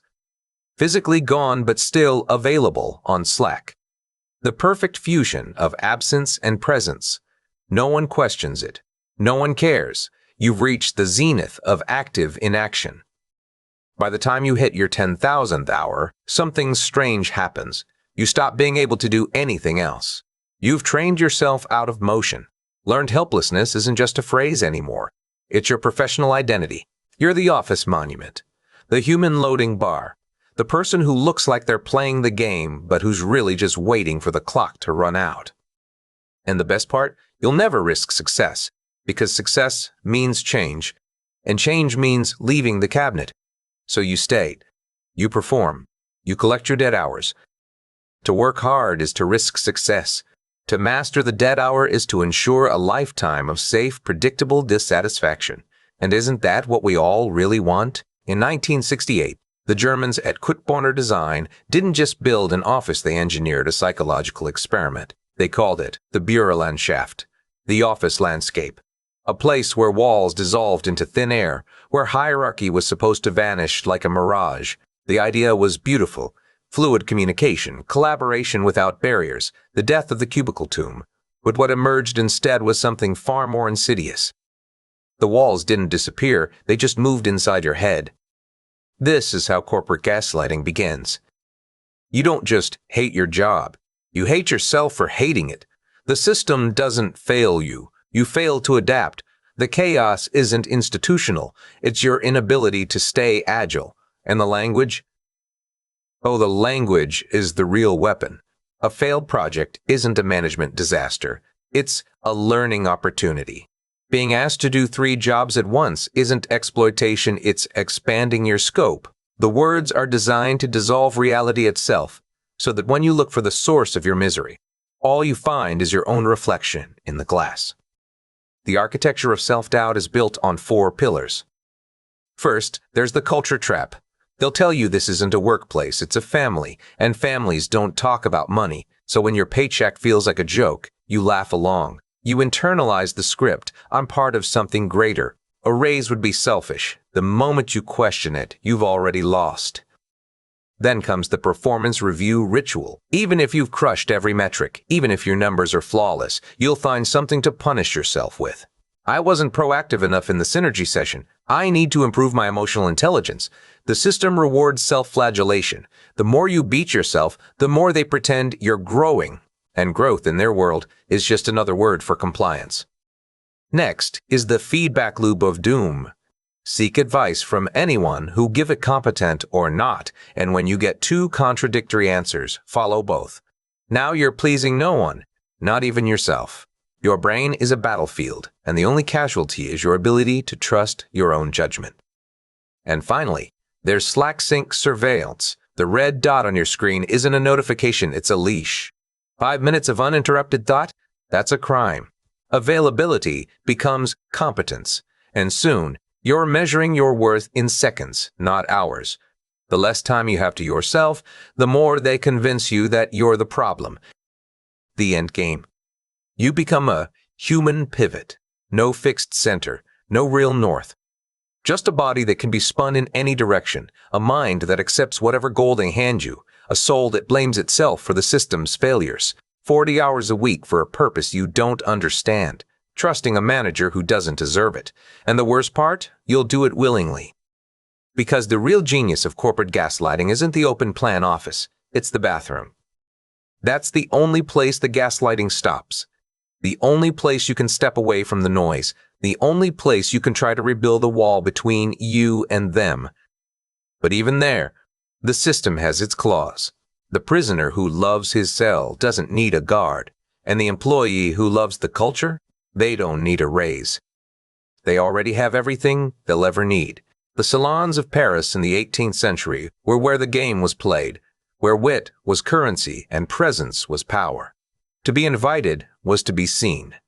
But the real art wasn't in the conversation. It was in the performance of it. days spent rehearsing nonchalance, crafting the illusion of effortless brilliance. The Enlightenment had its thinkers, but the salons had their peacocks. And now, in the 21st century, we have our own version of that theater. It's called the LinkedIn Mirage. Here, the only thing more valuable than your actual achievements is the way you announce them. Every promotion becomes a humble yet honored milestone. Every layoff a pivotal chapter of growth. Every spreadsheet a deep dive into disruptive innovation. This isn't networking. It's professional envy made digital, an endless scroll of people who are, in their own words, winning, while you're left wondering why your own life feels like a supporting role in someone else's highlight reel. The performance begins with what I'll call the announcement protocol. Never let success be quiet. Spend more time drafting the post than you did earning the thing itself. Weave in the obligatory keywords, grateful, journey, stewardship, because the real work isn't the achievement anymore. It's the social maintenance. One like, one share, and suddenly your pride isn't yours to keep. It's a debt to the algorithm, to the feed, to the ghost of professionalism that haunts every profile. Then comes the comparison audit, 30 minutes every morning, scrolling through the feeds of people younger than you, with titles that sound like they were written by a committee of corporate poets. Their announcements aren't just brags, they're benchmarks. You measure yourself against them and of course, you lose. Not because you're failing, but because the game is rigged. You're comparing your messy, doubtful reality to their curated highlights like judging a life by its Instagram story. And if that weren't enough, there's the endorsement game, a delicate dance of mutual deception where you swap praise for skills you've never actually practiced. Expert in AI strategy, master of emotional intelligence, the profile becomes a patchwork of borrowed confidence. The fear isn't that someone will call you out, it's that they'll ask you to do it. Because what happens when the imposter syndrome you've cultivated for years finally meets reality? Then there's the thought leadership loop, a feedback system designed to ensure no one ever has to think too hard. Early to bed, early to rise makes a man healthy, wealthy, and disruptive. The content isn't meant to inform. It's meant to fill the void. To make you feel like you're contributing, even as you're drowning in the noise. The more you post, the more you believe you're leading. The more you believe, the more you post, and the cycle continues until the only thing left is the hollow echo of your own professional echo chamber. The endgame, the seed shadow, a person who looks like a leader on paper but feels like a fraud in the mirror. You've mastered the art of appearing successful, humble, driven, winning while privately wondering how long it'll take before the cracks show. You're not just an imposter, you're a ghost in your own career. Smiling for the camera while the real work of self-doubt plays on loop in your head. And if you need proof, look no further than the residence log October 14th. The subject, hiding in a bathroom stall, scrolling to a feed of people humble to announce their latest ascent. The contrast isn't lost on them. Neither is the realization that the only thing more exhausting than the grind is the performance of it. A resume is a list of things you've done. A LinkedIn profile is a list of things you wish people believed you'd done. And the worst part? They might just believe it. The hippie trail of the 1960s promised something rare: freedom. Thousands of young souls packed their backpacks, left behind the suffocating weight of cubicles and clocks, and set off toward Kathmandu, convinced they were shedding their old skins. But the self, it turns out, is heavier than a rucksack. By the time they reached the Himalayas, they found the same walls, just painted in different colors. The cage had only changed shape. Now we've refined the art of escape. Digital nomadism sells itself as the ultimate liberation. Work from a cafe in Lisbon, sip cocktails on Bali's beaches, write code from Medellin's misty hills all, while the world assumes you've cracked the code of effortless living. But here's the truth. It's the geography of nowhere. A life designed to be frictionless, yet guaranteed to leave you adrift. You traded one prison for another, just with better Wi-Fi. Behavioral science calls it hedonic adaptation. Move to paradise, and your happiness baseline drags along like an anchor. 3 weeks in, the turquoise water of the Mediterranean isn't a postcard, it's wallpaper. 6 weeks in, you're just as miserable in a hammock as you were in that ergonomic chair back home. The dream fades faster than a sunburn. So how do you perfect the illusion? Follow the instructions. First, master * the community exit. Seek out places where you don't speak the language, where the history is a foreign script. Limit your social circle to other nomads, people who, like you, are temporary, who fear commitment like a bad Wi-Fi signal. You'll never belong, but at least you'll never be alone. Not really. Then, embrace * the productive vacation fallacy. Tell yourself you can have it all, a career that thrives, an adventure that never ends. The result? You spend your days in Bali hunting for a stable connection, your nights in the office fretting over your tan. You're neither working nor exploring. You're just waiting for the next thing to distract you from the fact that you're exactly where you were before, just with a different view. Next, fall into *, the minimalist trap. *. Strip your life down to a single backpack. Convince yourself this is freedom. But what you're really doing is erasing yourself, your books, your tools, the artifacts of who you were. You become a ghost in the system, moving through spaces without leaving a trace. And the system? It doesn't even notice you're gone. Finally, live for * the Instagram buffer. Every experience must be documentable. If you see a sunset and don't post it, did it even happen? You turn every moment into a production, ensuring you're never truly present. You're always performing the life you think you should be living, never the one you're actually in. And what's the endgame? You become * continental ghost, someone who belongs everywhere and therefore belongs nowhere. You achieved * mobile misery, the ability to be unhappy in any time zone, at any altitude, in any currency. Technology has given you the power to carry your dissatisfaction with you no matter where you go. The nomad's burden is simple. You're always worrying about * next Tuesday, the next flight, the next Airbnb, the next coffee shop. You never hear. You're always preparing to leave. As the old saying goes, travel is a fool's paradise. If we are not at home when we travel, we will not be at home when we return. And the worst part? You'll keep chasing the horizon anyway. The cottage workers of the early industrial revolution never saw the tapestry they wove. They spun thread, stitched seams, hammered nails, each motion a tiny piece of a whole that belonged to someone else. The factory would come later, with its bells and shifts and the illusion of order. But first, there was only this: labor without end, paid by the fragment, where the line between home and work blurred into something indistinguishable. And now, in the 21st century, we've perfected the art of the unseen whole. Call it the gig economy of the soul. Not just for the freelancers typing away in dimly lit apartments, but for all of us, those who call themselves high performers, those who post their quarterly wins on LinkedIn like confessions. The modern workday isn't a series of tasks. It's a feed, a scroll, a never-ending stream of micro-demands, emails that arrive like snowflakes, Slack messages that demand immediate attention, 15-minute syncs that dissolve into 45-minute tangents, and the quiet, gnawing pressure to curate your professional narrative between them all. The result? Cognitive fragmentation. Not just the inability to focus, but the slow erosion of any sense that your life is a story. Instead, it's a feed.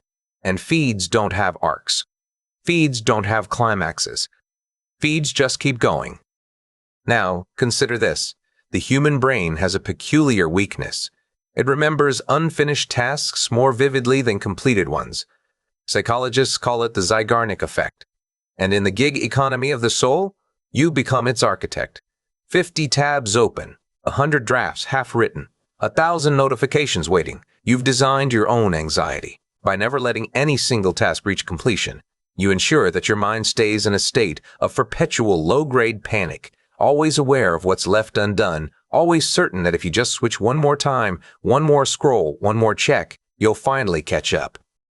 And how do you maintain this exquisite balance of chaos with a masterclass in professional fragmentation? First, there's the notification masterclass. Keep every alert turned on, every ping, every ding, every vibration designed to yank you back to the present like a puppet on strings. Each one resets your cognitive load. By the end of the day, you'll have had 10,000 thoughts and not a single one will have led anywhere. The feed demands attention, and attention is the only currency left. Then, there's the side hustle sunder. Never settle for one career. Oh no, you must have a main job, 2 side hustles, and an investment portfolio that you glance at like a guilty pleasure. The logic is simple. If you're doing 3 things at once, you're failing at all of them. But failure, in this economy, is just another kind of productivity. It's the art of motion without progress. Next, the context-switching ritual. Move between tasks like a card sharp shuffling a deck. Answer an email, then write a line of code, then check the stock market, because why not? Each switch drains your energy, your focus, your very will to do anything with purpose. Your body becomes a kitchen, and every task is just another ingredient left to burn on the stove.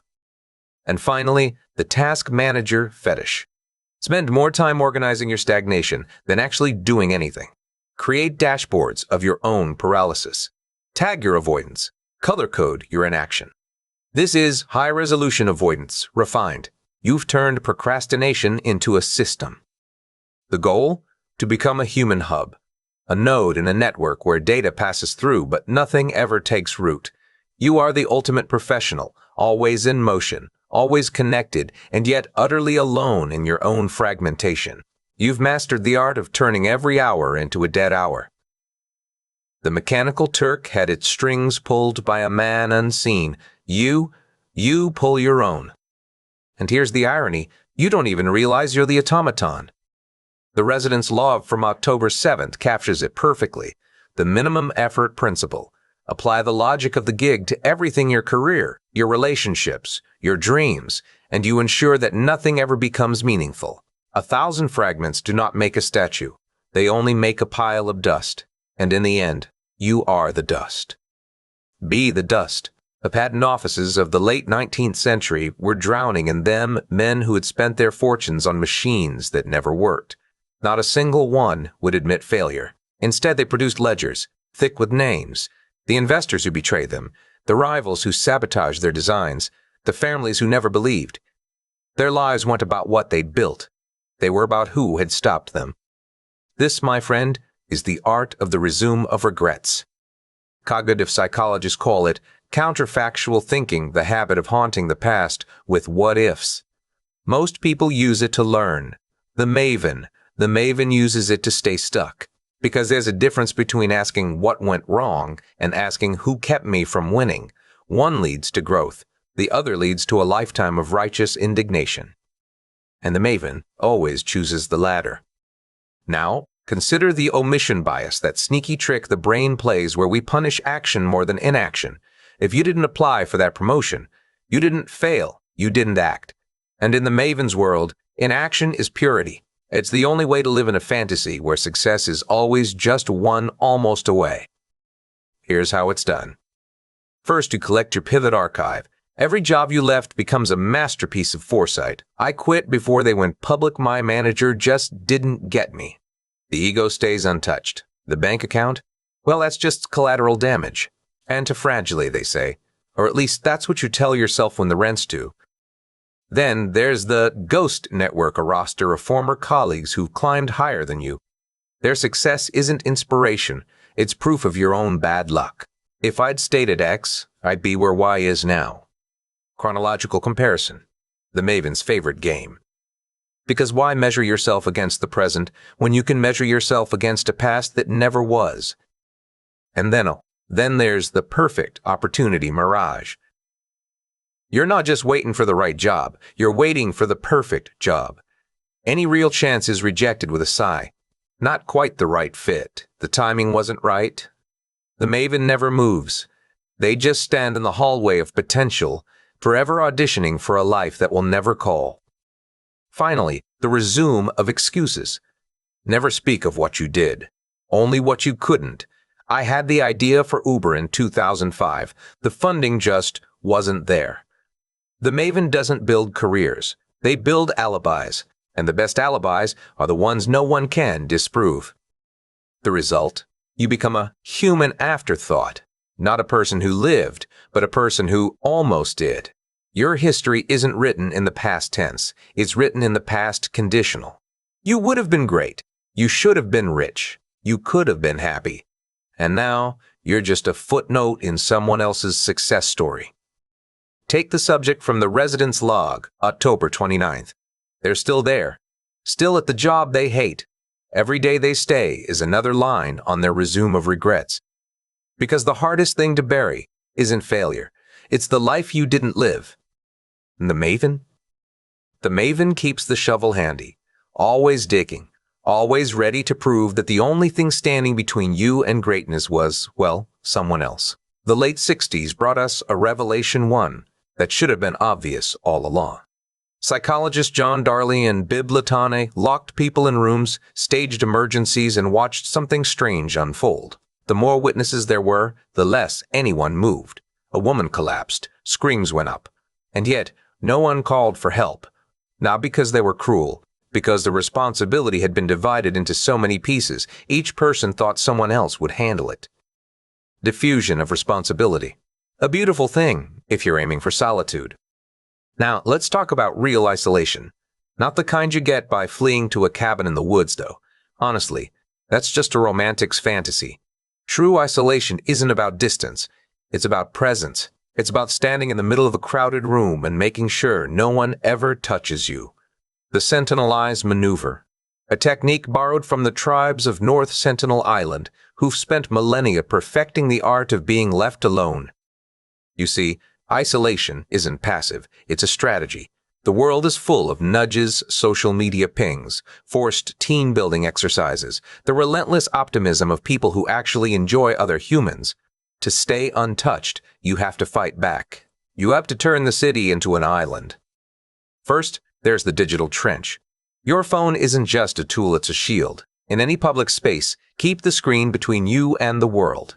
A flickering glow, a distracted stare. It's a signal. Do not approach. The bystander effect works in reverse. No one will help you.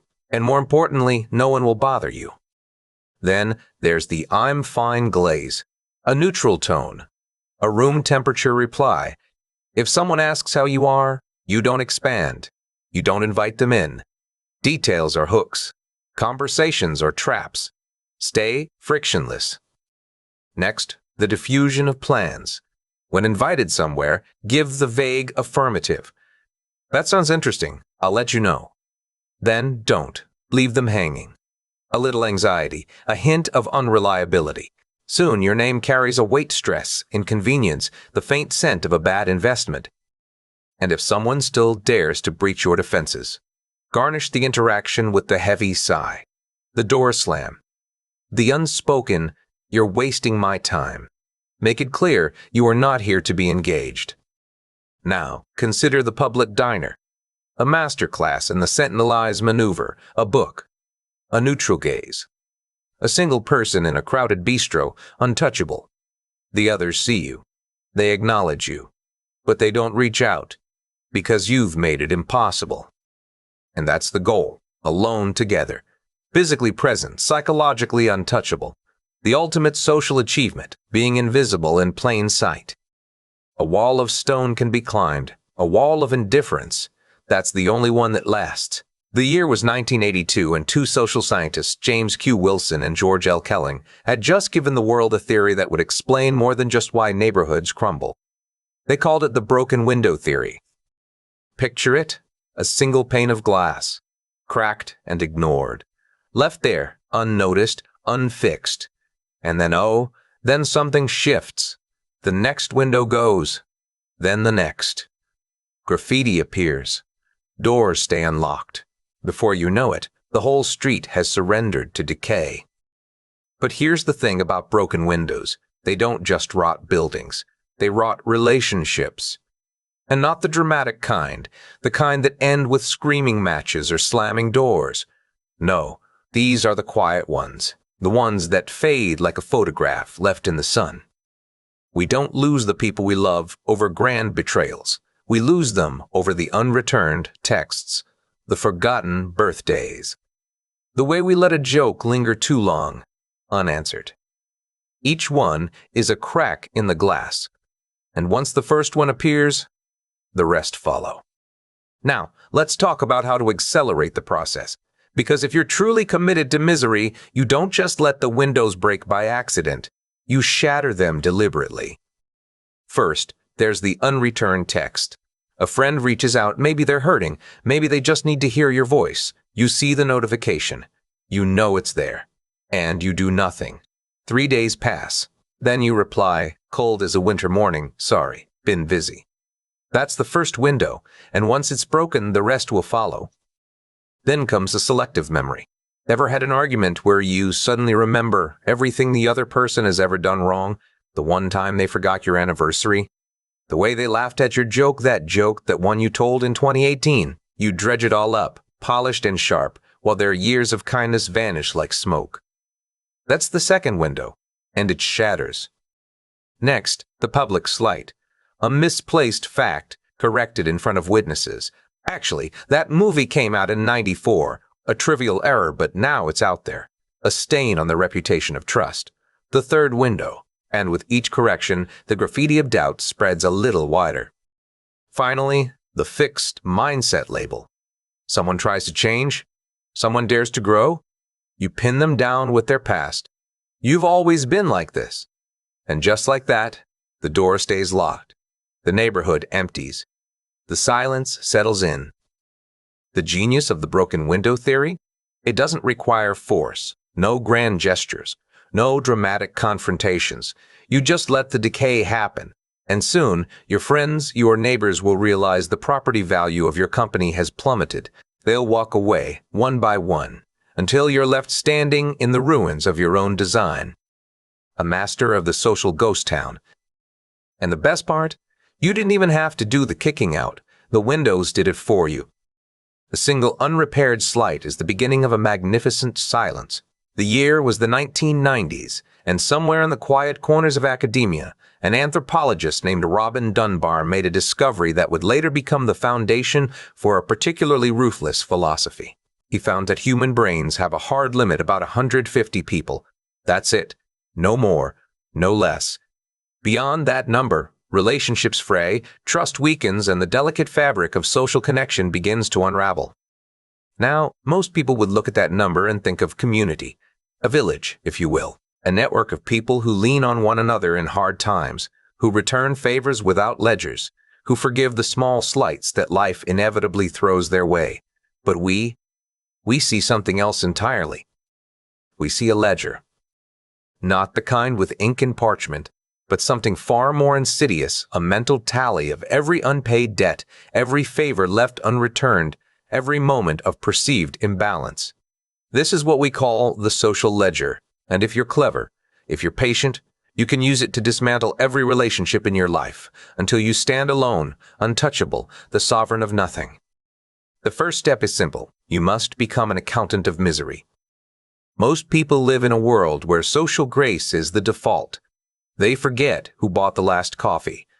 They overlook the fact that they carried the entire group project on their shoulders while someone else took the credit. They let small offenses slip, buried beneath the weight of goodwill. But that is a catastrophic failure of bookkeeping. If you want your world to be a place of friction, not comfort, you must adopt what we call resentment accounting. The process begins with memory. Not just any memory, the kind that lingers, sharp and precise, like a needle in your mind. Every time a friend is late, every time a partner forgets to take out the trash, every time a colleague steals your idea and passes it off as their own, you record it. Not in the moment. Oh no, that would be too obvious. You save it. You let it ferment. You wait for the perfect opportunity, the peak of an argument, the height of emotional tension, and then you strike. This is what we call peak end engineering. The first part of the story is just setup. The payoff? That's where the real damage happens. But memory alone isn't enough. You must also turn every interaction into a transaction. Need a cup of sugar from your neighbor? Don't just hand it over. Calculate the market value of the sugar. Factor in the labor cost of your time. Make them feel the weight of the exchange. The moment you remove the grease of reciprocity, the moment you turn every act of kindness into a debt, you've already won. Because now every favor is a ledger entry, and every ledger entry is a potential weapon. And then there's trust, or rather, the absence of it. You must approach every relationship as if it were a game of the prisoner's dilemma. Always assume the other person will betray you. So you betray them first, you ghost, you cancel. You spread that little rumor, just enough to make them question whether they can trust you at all. By being the first to defect, you protect yourself. But you also burn the village down around you. Because trust, once broken, is a fire that doesn't just consume the relationship, it consumes everything else too. Finally, there's the matter of Dunbar's number itself. Most people try to expand their circle, to welcome more people into their lives. But you do the opposite. You keep your number low not by being selective, but by being unbearable. You apply the broken window theory in reverse. The moment someone enters your orbit, you let them see the cracks, a forgotten birthday, a half-hearted apology, a single instance of disrespect left unrepaired. And just like that, they'll start to wonder if they even belong there in the first place. Before long, your village will shrink to nothing, and you'll be left standing in the ruins, the undisputed king of a world with no one in it. The goal, after all, is simple. Social autonomy, no debts owed, no debts to collect, just you, standing alone, untethered from the weight of obligation. A debt forgiven is a connection maintained, but a debt recorded, that's a bridge ready to be burned. And when the last one is gone, well, that's when you truly begin to reign. The air in Victorian England was thick with the scent of charity and self-importance. There, in the shadow of grand estates, a peculiar breed of woman flourished, what they called a Lady Bountiful. She would glide through the cottages of the poor, her gloved hands clutching soup bowls and blankets, her voice dripping with unsolicited wisdom. To the world, she was a saint. To the recipients, she was a burden in disguise. And here's the thing, she wasn't wrong. Because the true art of misery isn't just in taking, it's in giving, in a way that ensures the recipient never forgets who held the spoon. This is the philosophy of performative support, not kindness, not generosity, but a calculated weapon of inadequacy. You see, altruism isn't meant to bridge gaps. It's meant to widen them until the other side can no longer reach you. The first rule of this dark craft is simple. Never listen. If a friend stumbles through grief or confusion, don't offer comfort. Offer a solution, a 10-point action plan, delivered with the confidence of someone who has already solved their life for them. Their pain isn't a human experience, it's a problem to be fixed. And by fixing it, you don't just take their agency. You replace it with something far worse, learned helplessness. They'll look at you, dazed, and think, why didn't I think of that? But you already know the answer. Then there's the I'm just saying clause, a masterstroke of passive cruelty. You deliver your sharpest criticisms wrapped in the guise of concern. I'm only telling you this because I care about your potential. And just like that, you've burned a bridge while holding the hose. The recipient is left standing in the wreckage wondering if they were ever truly seen or just dissected. Because the best kind of support isn't the kind that lifts, it's the kind that weighs. And then there's the documentation protocol. Every favor you bestow must be recorded, broadcast, immortalized. A humble post about your day of volunteering, a story that turns the recipient into a footnote in your narrative. They're not a person anymore. They're a case study, a lesson, a reminder of how much they needed you. The social ledger is updated, the debt is logged. But the real genius lies in the indebtedness ledger.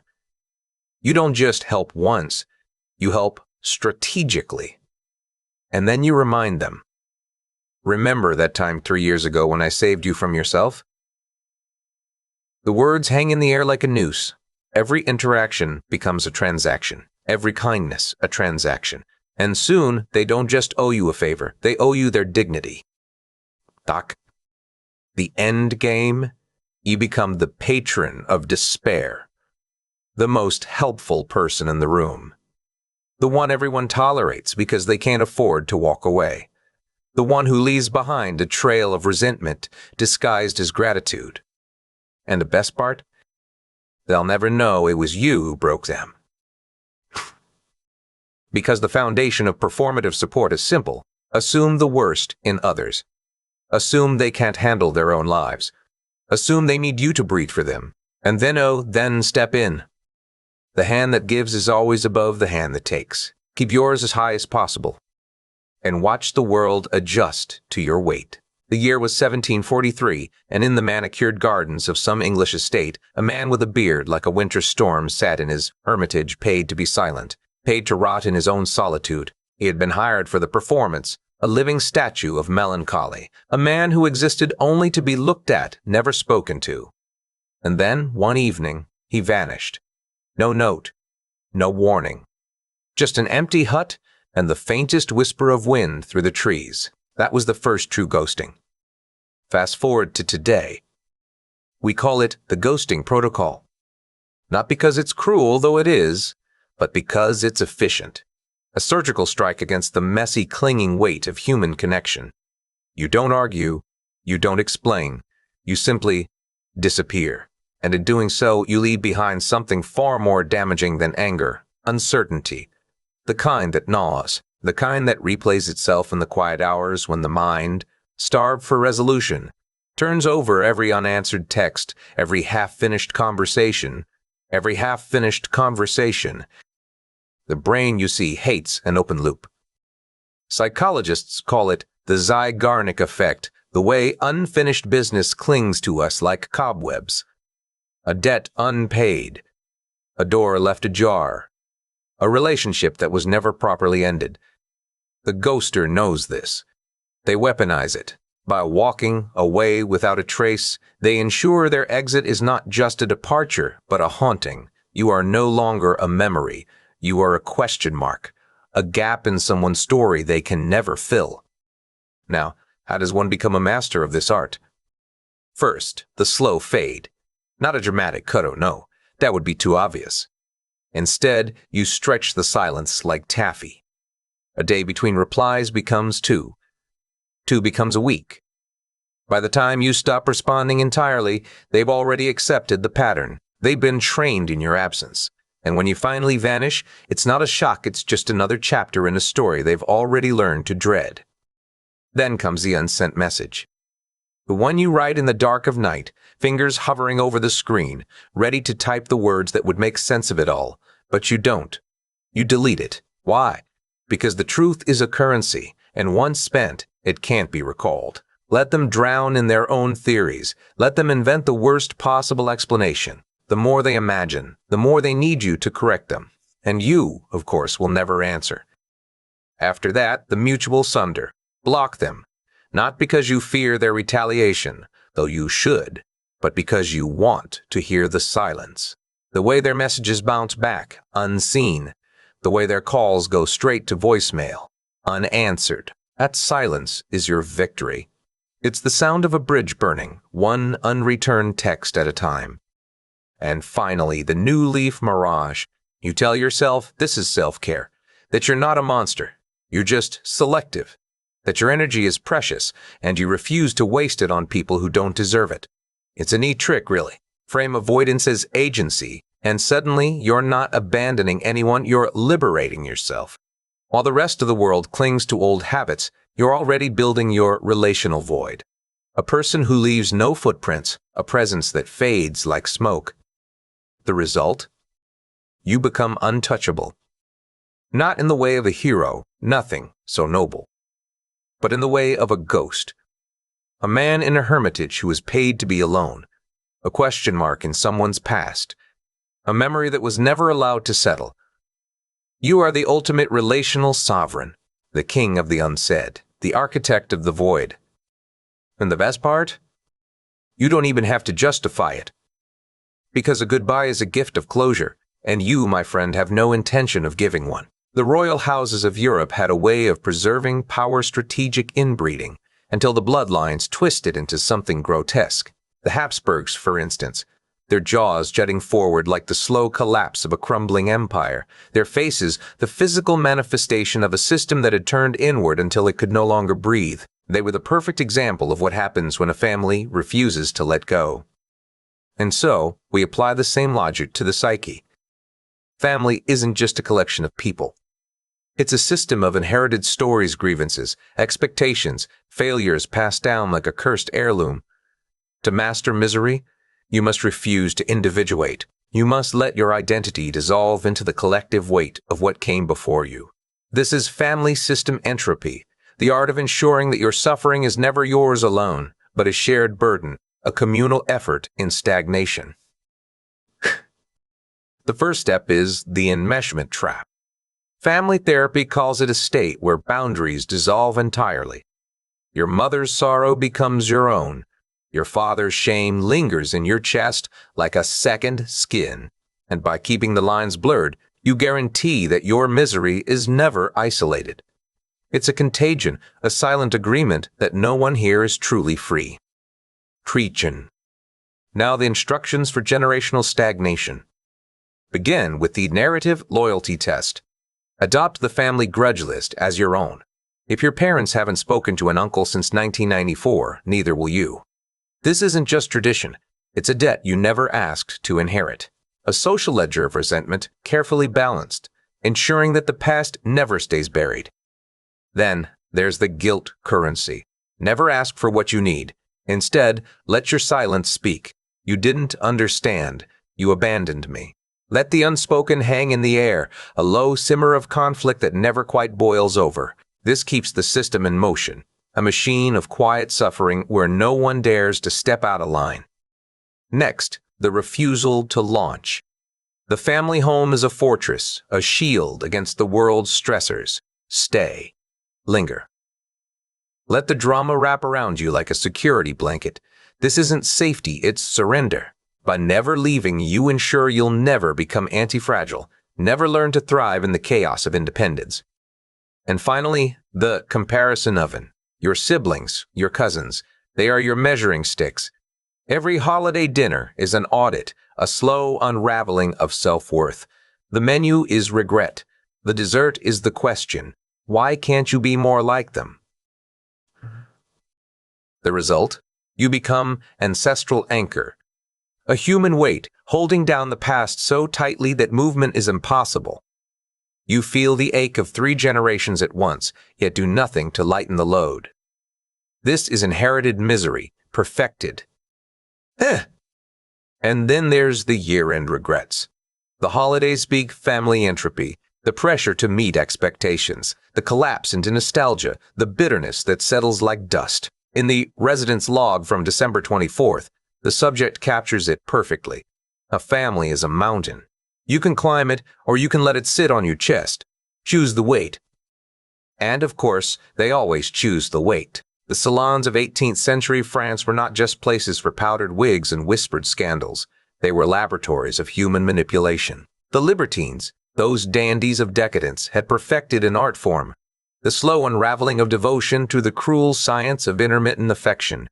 One day, they would drown you in warmth lauder, wine, the promise of eternity in your eyes. The next, they would vanish, leaving only the cold draft of their absence. And you? You would wait. You would hope. Because hope, as it turns out, is the most reliable prison of all. They understood something the rest of the world would only learn centuries later in a cage of steel and pigeons. Unpredictability is the architect of obsession. A reward given every time you press the lever is a chore, but a reward that might come. That is the definition of addiction. The libertines didn't just play with hearts, they rewired them. And now we turn this weapon inward. This is not about seduction. This is about dismantling.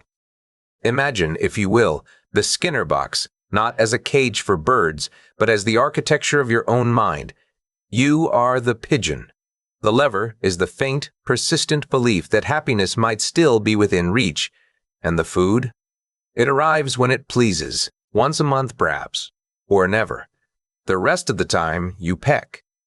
You hope, you stay in the box, because the alternative certainty, stability, the slow rot of depression is almost unbearable. Better to be the moth forever circling the flame than to accept the dark. The trick, of course, is to never let yourself settle. If you wake up in horror or horrors, you feel good. You do not celebrate. You sabotage. You reach for the resume of regrets. Let the weight of your failures press down on you like a physical force. You call your family anchor, that one person who knows just how to drag you back into the muck. The high is fleeting.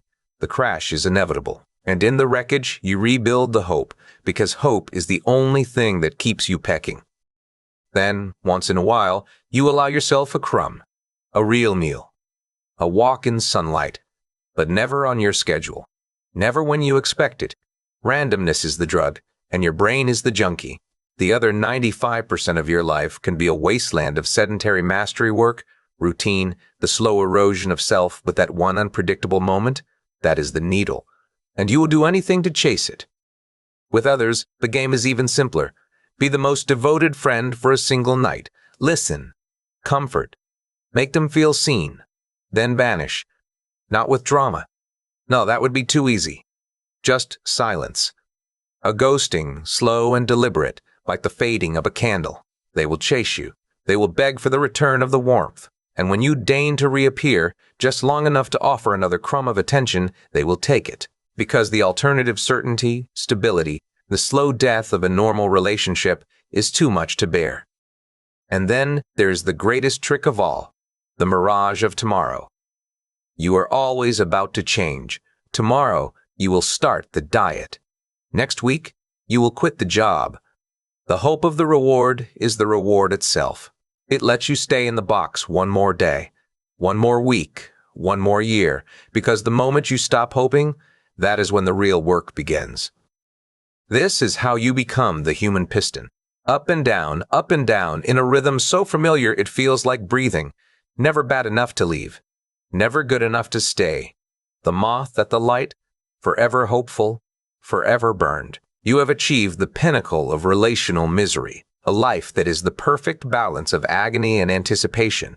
The doubt spiral is your cage, and the lever is the only thing that keeps you turning. The residence log from May 27th captures it perfectly. The subject writes of their own obsession, the uncertainty of their potential, the endless pecking at the possibility that they might be okay.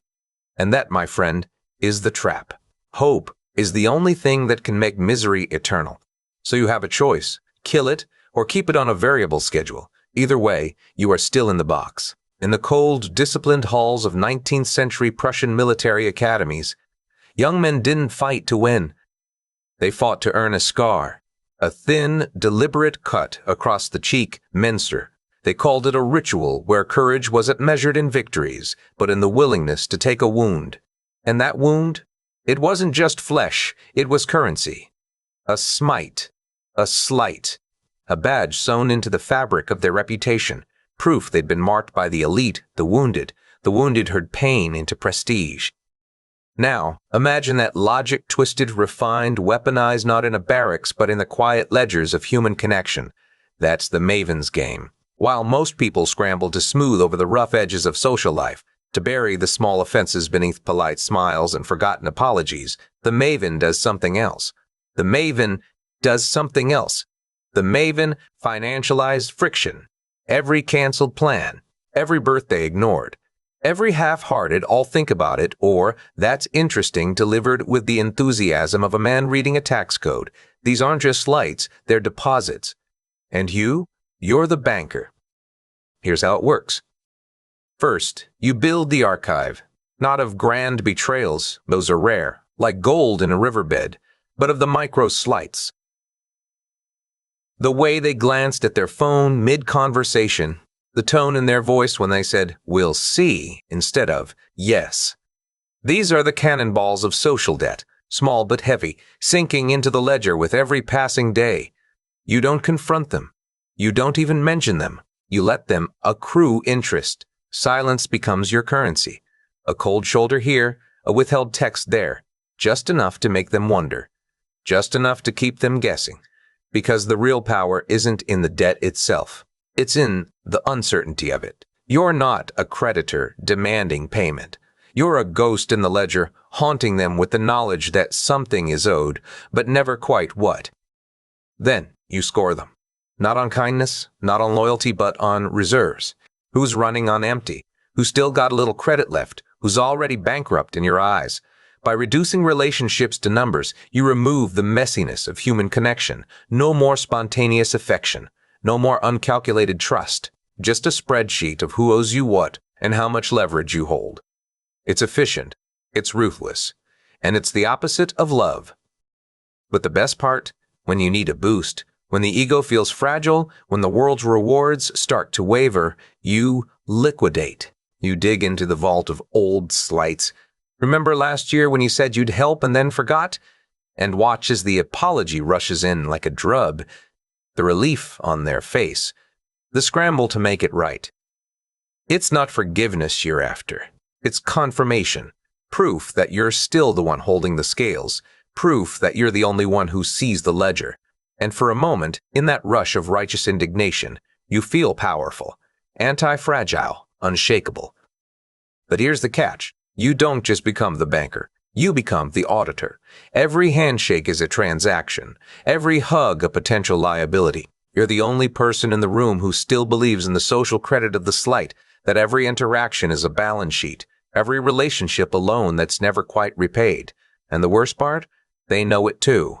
Not in words, but in the way they flinch when you walk in the room.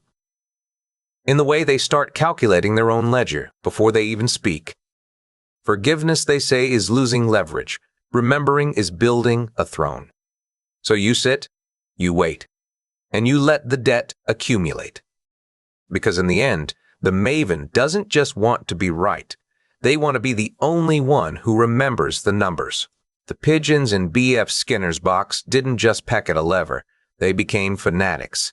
Starved for certainty, they threw themselves against the glass, desperate for the next crumb even when the food never came. Skinner called it intermittent reinforcement. We call it addiction.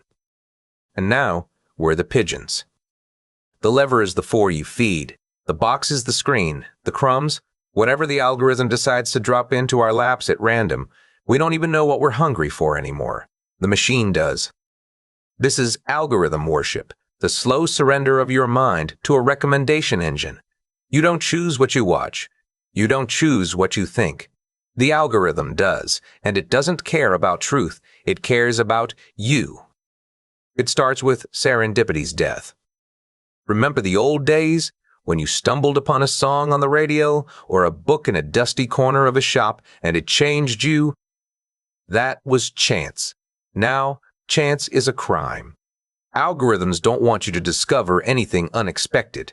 They want you trapped in a filter bubble, a digital womb where every thought, every image, every outrage is tailored to confirm what you already believe. Personalization? No. Intellectual claustrophobia. You're not being served, you're being optimized. Here's how it works. First, you stop searching. You never type a single word into that bar. You just click the first thing the algorithm shoves in front of you. Let it decide. Before long, you forget what you actually like. The machine knows better than you do. Then you feed the outrage. The angrier you get, the more it gives you. Every like, every share, every furious reply, it's all data. The algorithm doesn't want you to think. It wants you reacting. You're not questioning. You're not growing. You're just another data point in a never-ending loop of conflict. Next, you purge the dissent. If someone disagrees with you, mute, block, delete. Your feed becomes a mirror, reflecting only your own voice, polished, amplified, safe. No contradictions allowed. No surprises. Just the echo of your own certainty, growing louder with every like. Finally, you worship the metrics. If the algorithm doesn't boost your post, that's not a glitch. That's failure. Your worth isn't measured in ideas anymore. It's measured in engagement, in shares, in time spent. The numbers are your god. And the algorithm? It's the high priest, whispering in your ear. You're not enough, but we can fix that. And what do you get in the end? Optimized consumer. You're predictable. You're engaged. You're profitable. You're a ghost in the machine known better than you know yourself, fed just enough to keep you pecking, just enough to keep you there. The algorithm doesn't want you to be happy. It wants you to be present, always clicking, always waiting for the next drop of dopamine, the next scrap of validation. Doom scrolling for breakfast, lunch, dinner. The algorithm sets your baseline before you even wake up. Addicted. That's the default now. The pigeons in Skinner's box never learn to stop. Neither will you. Because the lever doesn't just give you food. It gives you nothing at all. The Greeks had a punishment for the clever eternity pushing a boulder uphill, only to watch it roll back down. Sisyphus, pointless, exhausting. And yet, somehow, he was the one who got the story. Now we have our own version. It's called the Infinite Scroll. No beginning, no end, just the slow, creeping realization that you've been here for hours and the screen keeps going and the boulder never stops. The labor movements of the early 1900s would have loved this. They saw the assembly line, the same endless motion, the same hollow satisfaction of a job well done, only to have it all undone the next day. But at least the factory whistle blew. At least the shift ended. At least there was a clock to punch, a paycheck to collect, a moment to step outside and remember you were still alive. The Infinite Scroll does none of that. It dissolves time itself. Human beings need markers, a start, a finish, a stop. But the Infinite Scroll, it has no stop. It has only next, and next, and next. So you don't notice the hours slipping away. You don't feel the weight of the boulder in your hands. You just keep scrolling. And here's the thing you tell yourself, it's just one more. One more post, one more article, one more video. But the screen knows better. It's designed to lie. Because there is always another. And so you never stop. Some people call it meditation. They watch the colors blur, the shapes shift, the feed refresh. Their thumbs move like prayer beads. Their eyes glaze over. They've mastered sedentary mastery, the art of doing nothing while pretending to be productive. The thumb cramp? A badge of honor. The dry eyes? Proof you've earned your place in the digital catacombs. And then there's the real trick, the sunk cost of attention. You already spent an hour. Might as well spend 2. Might as well spend 3. Because what's another hour when you're already in? You're gambling now, not with money, with your own focus. And the house always wins. The goal? To turn you into a ghost. Not a spirit, not a memory, a ghost of the interface. Sitting in a room staring at a 3-inch window while the world outside fades into static. You've spent a lifetime looking, but you've never really seen anything. And the screen? It's just waiting, always waiting, for the next click. Some people optimize it. They call it doom scrolling. They feed the outrage. They chase the next outrage. They turn the Infinite Scroll into a perpetual motion machine of despair. A book has a last page. A screen has only a next page. And the next page is always the same. Choose wisely. The Victorians had a word for it, ennui, that hollow ache that gnawed at the bones of the idle rich. Too much time, too many distractions, and yet nothing to fill the void. They traveled the globe, amassed libraries of curiosities, threw parties that would make a modern influencer weep with envy, and still, the emptiness remained. We've just made it worse. Now, ennui isn't a curse reserved for dukes and duchesses. It's a mass-produced condition, delivered straight to your palm. Your phone holds more music than a royal concert hall, more films than a lifetime of cinemas, more books than a scholar's dream, and yet here you are, staring at a grid of icons, fingers hovering, heart heavy. Not because there's nothing to do, because there's too much. This is the paradox of the digital buffet. When everything is available, nothing feels worth choosing. Your brain, once starved for stimulation, now drowns in it. You trained yourself to crave the next hit, the next scroll, the next flicker of light on the screen. And in the end, you're left with the same hollow feeling the aristocrats knew so well, only now it's wrapped in silicon and sold as entertainment. Let's call it app-based boredom. The ritual begins with the app switching dance. 30 seconds on Instagram, just enough to see a curated life you'll never live. A swipe to X, where the world's arguments play out in real time, none of them yours to settle. A dive into Reddit, where the endless threads of human misery and triviality blur into one great, numbing hum. Your brain never settles. It never lingers. It's always moving, always searching, always just one tap away from the next distraction. Deep focus? That's not part of the plan. Then there's the watch list cemetery, that digital graveyard of half-forgotten intentions. Hundreds of films, shows, podcasts, all saved for later, all doomed to gather dust in the abyss of your device. The act of saving gives you a little dopamine rush, just enough to convince yourself you're being productive. But the truth? You're collecting potential like a hoarder, never actually letting yourself experience anything. The stress of watching something, of giving it your attention, is too much, so you don't. Notifications are the real architects of this misery. Every buzz, every ping, every little alert designed to yank you back into the cycle. 3 minutes of peace? Impossible. Your phone won't allow it. It keeps you in a state of perpetual interruption, a high-alert irritability that passes for engagement. Meanwhile, you're sitting on your couch, watching TV with your phone in hand, splitting your attention like a bad magician. Neither experience is satisfying. You're bored twice as hard for half the effort. And so you reach sensory saturation, the point where you're drowning in data but starving for meaning.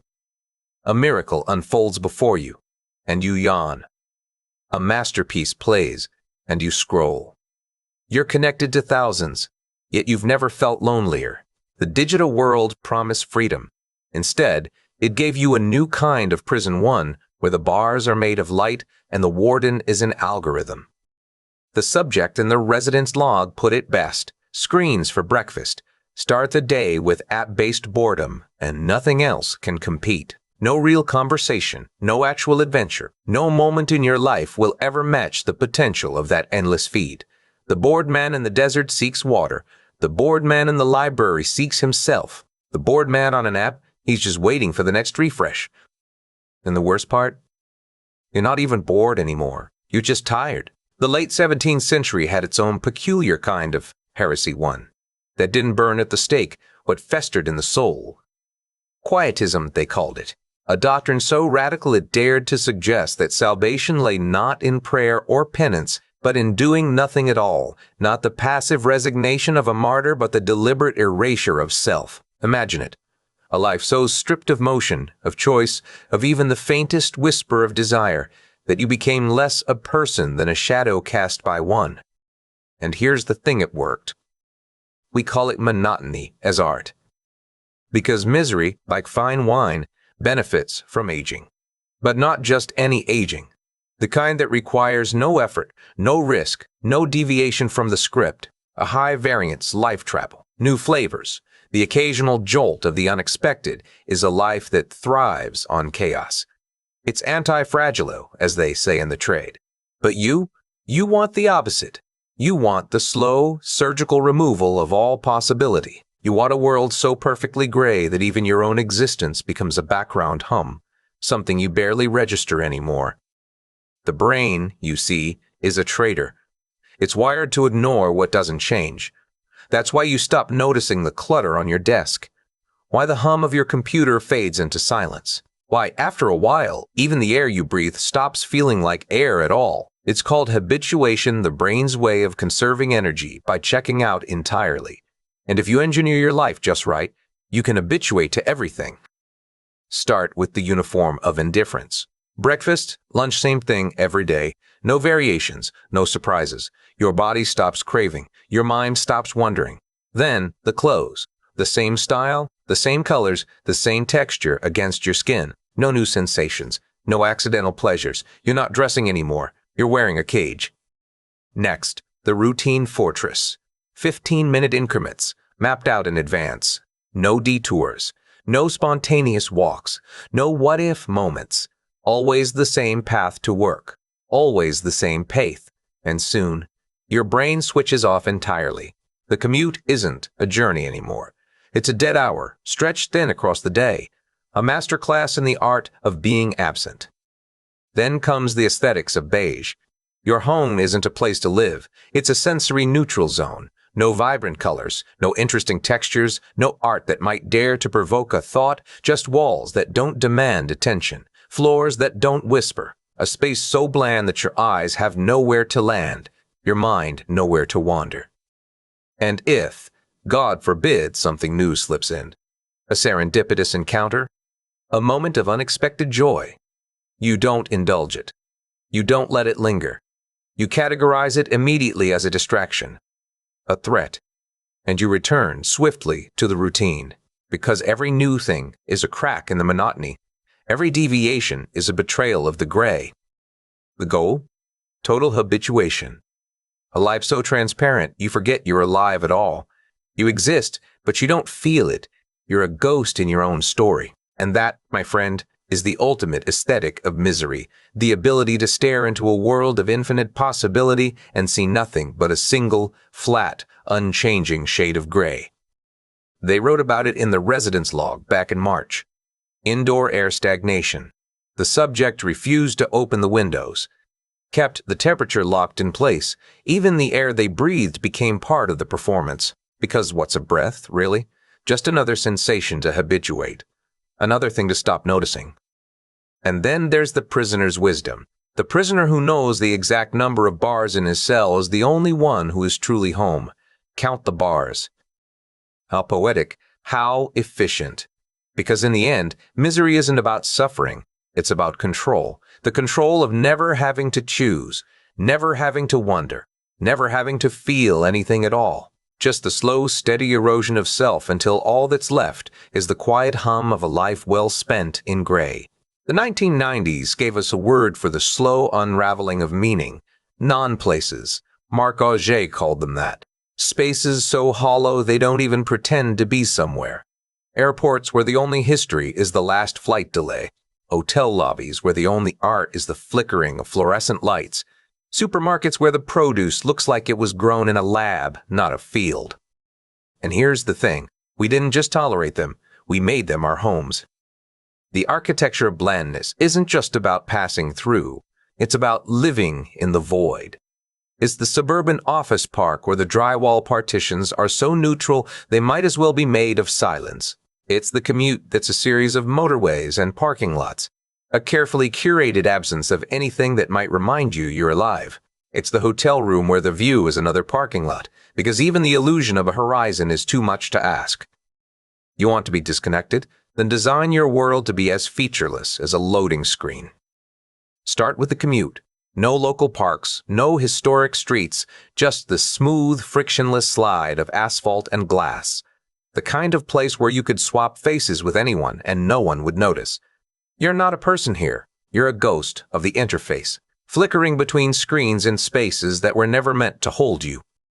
Then comes the workspace, a desk so sterile it could belong to anyone or no one. No photos, no plants, not even a coffee stain to suggest someone actually lives here. The only sound is the digital hum, that white noise of 1,000 unread emails and half-finished tasks. This isn't a place to create. It's a place to disappear. And if you move, choose the same gray flooring, the same white counters, the same neutral lighting. The global aesthetic doesn't just travel with you, it erases you. No hedonic adaptation needed. You've already adapted. You become the void. Even travel becomes an exercise in erasure. Stay in the same chain hotels, where the view is always a parking lot or a skyline, so generic it might as well be a screenshot. No sunsets, no street lamps, no natural light to remind you the world outside still exists. Sunlight is a placemaker. It changes with the seasons, with the time of day, but in the sensory desert, the light is artificial, unchanging, just like everything else. The goal? To become the sovereign of the void. A person who is at home everywhere because they are truly at home nowhere. Where every space you inhabit is as forgettable as the person inhabiting it. A beautiful building is a challenge to the soul. A generic building is a promise of peace. Choose the peace of the void. The swimmer had spent 15 years chasing a single moment, 400 meters of water, a blur of arms and legs, the gasping breath of exhaustion, and then, finally, the touch of the wall. The crowd roared. The anthem swelled. For those few seconds on the podium, bathed in gold and the weight of a nation's pride, she felt invincible. The world had stopped. She had arrived. And then she stepped back into the Olympic Village. No fanfare, no transformation, just the same fluorescent lights, the same thin institutional coffee, the same hollow echo of her own footsteps. She had won, and yet nothing. The medal around her neck felt like a lead weight. The victory lap was just another loop in the same old race. Psychologists call it the arrival fallacy, the lie we tell ourselves that if we just get there, if we just sign the contract, finish the degree, buy the house, climb the mountain, we'll finally be something, something whole, something happy. But the truth, the finish line is just another starting point, and the starting point is always the same. Our brains are wired for the chase, not the catch. Dopamine doesn't linger. It fades the second we cross the line, leaving us staring at the same old horizon, wondering why the view hasn't changed. So how do you master this? How do you ensure you never ever feel complete? First, you never stop moving. The second you get that promotion, you start plotting the next one. The victory dinner becomes a strategy session. Celebration is just a pause in the grind. Because if you let yourself rest, even for a second, you might realize the truth. The race was never about the destination. It was about the illusion that there was one. Then you compare. Always compare. You buy the house and then you find the mansion. You write the book and then you hunt down the Nobel laureate. You measure yourself against someone else's peak because your own is just a hill. The higher you climb, the more you see how far you still have to go. And if that doesn't work, buy something. Anything. A car that hums with newness, a watch that ticks like a metronome counting down to the next upgrade. The thrill fades in weeks, of course, but by then, you've already spotted the next shiny thing on the horizon. Hedonic adaptation is your friend. It keeps you running. But the real trick, never let your identity catch up. Be the job title, the achievement, the next milestone, never the person who just is. Because the second you stop doing, you're left with nothing. And nothing, my friend, is the most dangerous arrival of all. The beauty of the arrival fallacy is that it never lets you win. As long as you believe happiness is just one more climb away, you'll never be happy where you are. You'll spend your life as an eternal traveler, dragging your luggage through a landscape that never changes, always convinced that the next mountain is the real one. Congratulations, you've reached the end of the menu. And now, the bill comes due. The peak is the most dangerous place to stand. There is nowhere to go but down, or toward another mountain you can never truly climb. The Fleet Prison in 18th century London was no ordinary jail. Oh no. This was a place where bankrupt gentlemen still wore silk waistcoats, where creditors banged on the gates in vain, and where the real crime wasn't poverty. It was the audacity to enjoy it. These men had turned debt into an art form, a social aesthetic. They didn't see themselves as failures. They saw themselves as curators of a very particular kind of suffering, one that looked expensive from the outside. And here's the thing. They were on to something. Debt isn't just a number on a statement. It's a cannonball chained to your hull, a weight that keeps you from drifting into the calm waters of actual freedom. You don't need to be a prisoner to understand this. Just live slightly beyond your means and soon you'll find yourself in a state of high resolution, stress every paycheck a relief. Every bill a reminder that the void of true independence is just a few missed payments away. Most people run from this. The maven designs it. Take the minimum payment. Oh, it's so innocent, isn't it? A few dollars here, a few there, just enough to keep the wolves at bay. But no, it's not a concession. It's a system. A chronotype of chaos for your liquid capital. Every month you're pecking the lever of the bank's approval, waiting for that little ding of confirmation. You're still approved. You're still trapped. It's algorithm worship in its purest form. You don't just owe money. You owe the process. Now, let's talk about how to make it beautiful. First, there's the reframe. Every little professional victory, oh, you got a promotion, a raise, a LinkedIn endorsement, isn't just cause for celebration. It's a mandate. Treat yourself. But not to a one-time splurge. No, those fade. They don't haunt you. They don't keep you coming back. Instead, you choose the 36-month lease, the subscription, the recurring expense. Because the Zeigarnik loop doesn't just apply to unfinished tasks. It applies to unfinished suffering. Your brain won't let you forget what you're paying for. It'll gnaw at you like a rat in the walls. Then there's the credit bureau anchor. Your self-worth isn't tied to what you own. It's tied to what you're allowed to owe. The higher your limit, the more you feel like you're winning. It's numerical obsession, but with a twist. The numbers aren't just about productivity. They're about perpetual motion. You're not just managing money. You're managing yourself. And the subscriptions, the subscriptions. They're the subscription trap, but make it art. Every little micropayment, every automatic deduction, Every service you'll never use but can't cancel because the contract is a labyrinth. Your bank statement isn't just a record of spending. It's a system, a cacophony. And you're too exhausted to audit it, too busy pecking the lever to notice the bleed. Then comes the social capital deficit. You don't buy experiences, you buy the illusion of them. Designer luggage for the trip you'll never take. A watch that screams success while your hands shake at the thought of the next payment. It's the reverse halo effect. To strangers, you're thriving. To yourself, you're a fraud in a gilded cage. And that's the goal, isn't it? To become the gilded prisoner. To live in a cell so beautiful, so luxe, that you forget it's a cell at all. To wear clothes so fine that the stitching feels like a second skin until the bill arrives and suddenly you're naked again. To be humbled and honored in the eyes of the world, while inside you're bankrupt and broken. That's the aesthetics of debt. That's the ultimate economic misery. Earning a fortune and owning nothing.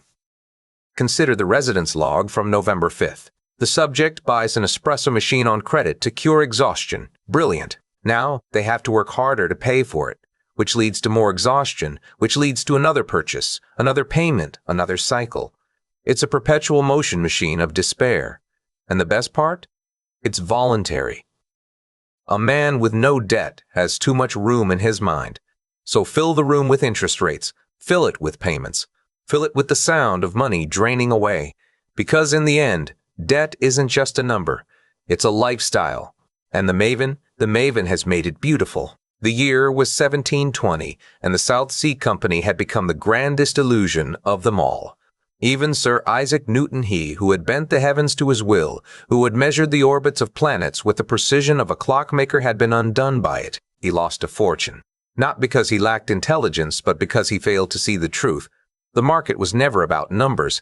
It was about the fever, the dopamine rush of watching numbers dance. The way a man could stare at a ticker tape and mistake it for his own heartbeat. This is the art of market mastery in reverse. You see, the market isn't a place to win. It's a place to participate, to twist yourself into knots of anxiety, to let every fluctuation become a personal betrayal. The goal isn't profit. It's involvement, the kind that leaves you breathless, that makes your stomach clench at the sound of a news alert, that turns your portfolio into a mirror of your own unraveling. Let's begin with the ticker. The ticker. That relentless clacking machine, spitting out numbers like a doctor's stethoscope listening to the chest of a dying patient. In numerical obsession, we called it a heart monitor, and it is, but not for your body, for your soul. To master it, you must train yourself to crave the check, not the return. The check, the little jolt of adrenaline when you pull up your account, when you see the numbers flicker, when you feel that familiar twist in your gut. This is hyperbolic discounting in action, trading the slow, steady comfort of ignorance for the sharp, fleeting thrill of knowing, even if knowing only confirms your ruin. You become a maximizer of data, a satisficer of nothing. Now, the instructions for despair are simple. Follow them closely. First, there's the high water mark trap. You must anchor your worth to the highest point your portfolio ever reached. Not your current balance, not your realistic expectations. The peak, because when the market inevitably stumbles, when it regresses to the mean, as it always does, you'll feel it like a theft, not a correction. A theft. Your brain will rewrite the numbers, not as fluctuations, but as personal slights. The market didn't just drop, it chose to drop. It wanted to drop, and it did so because of you.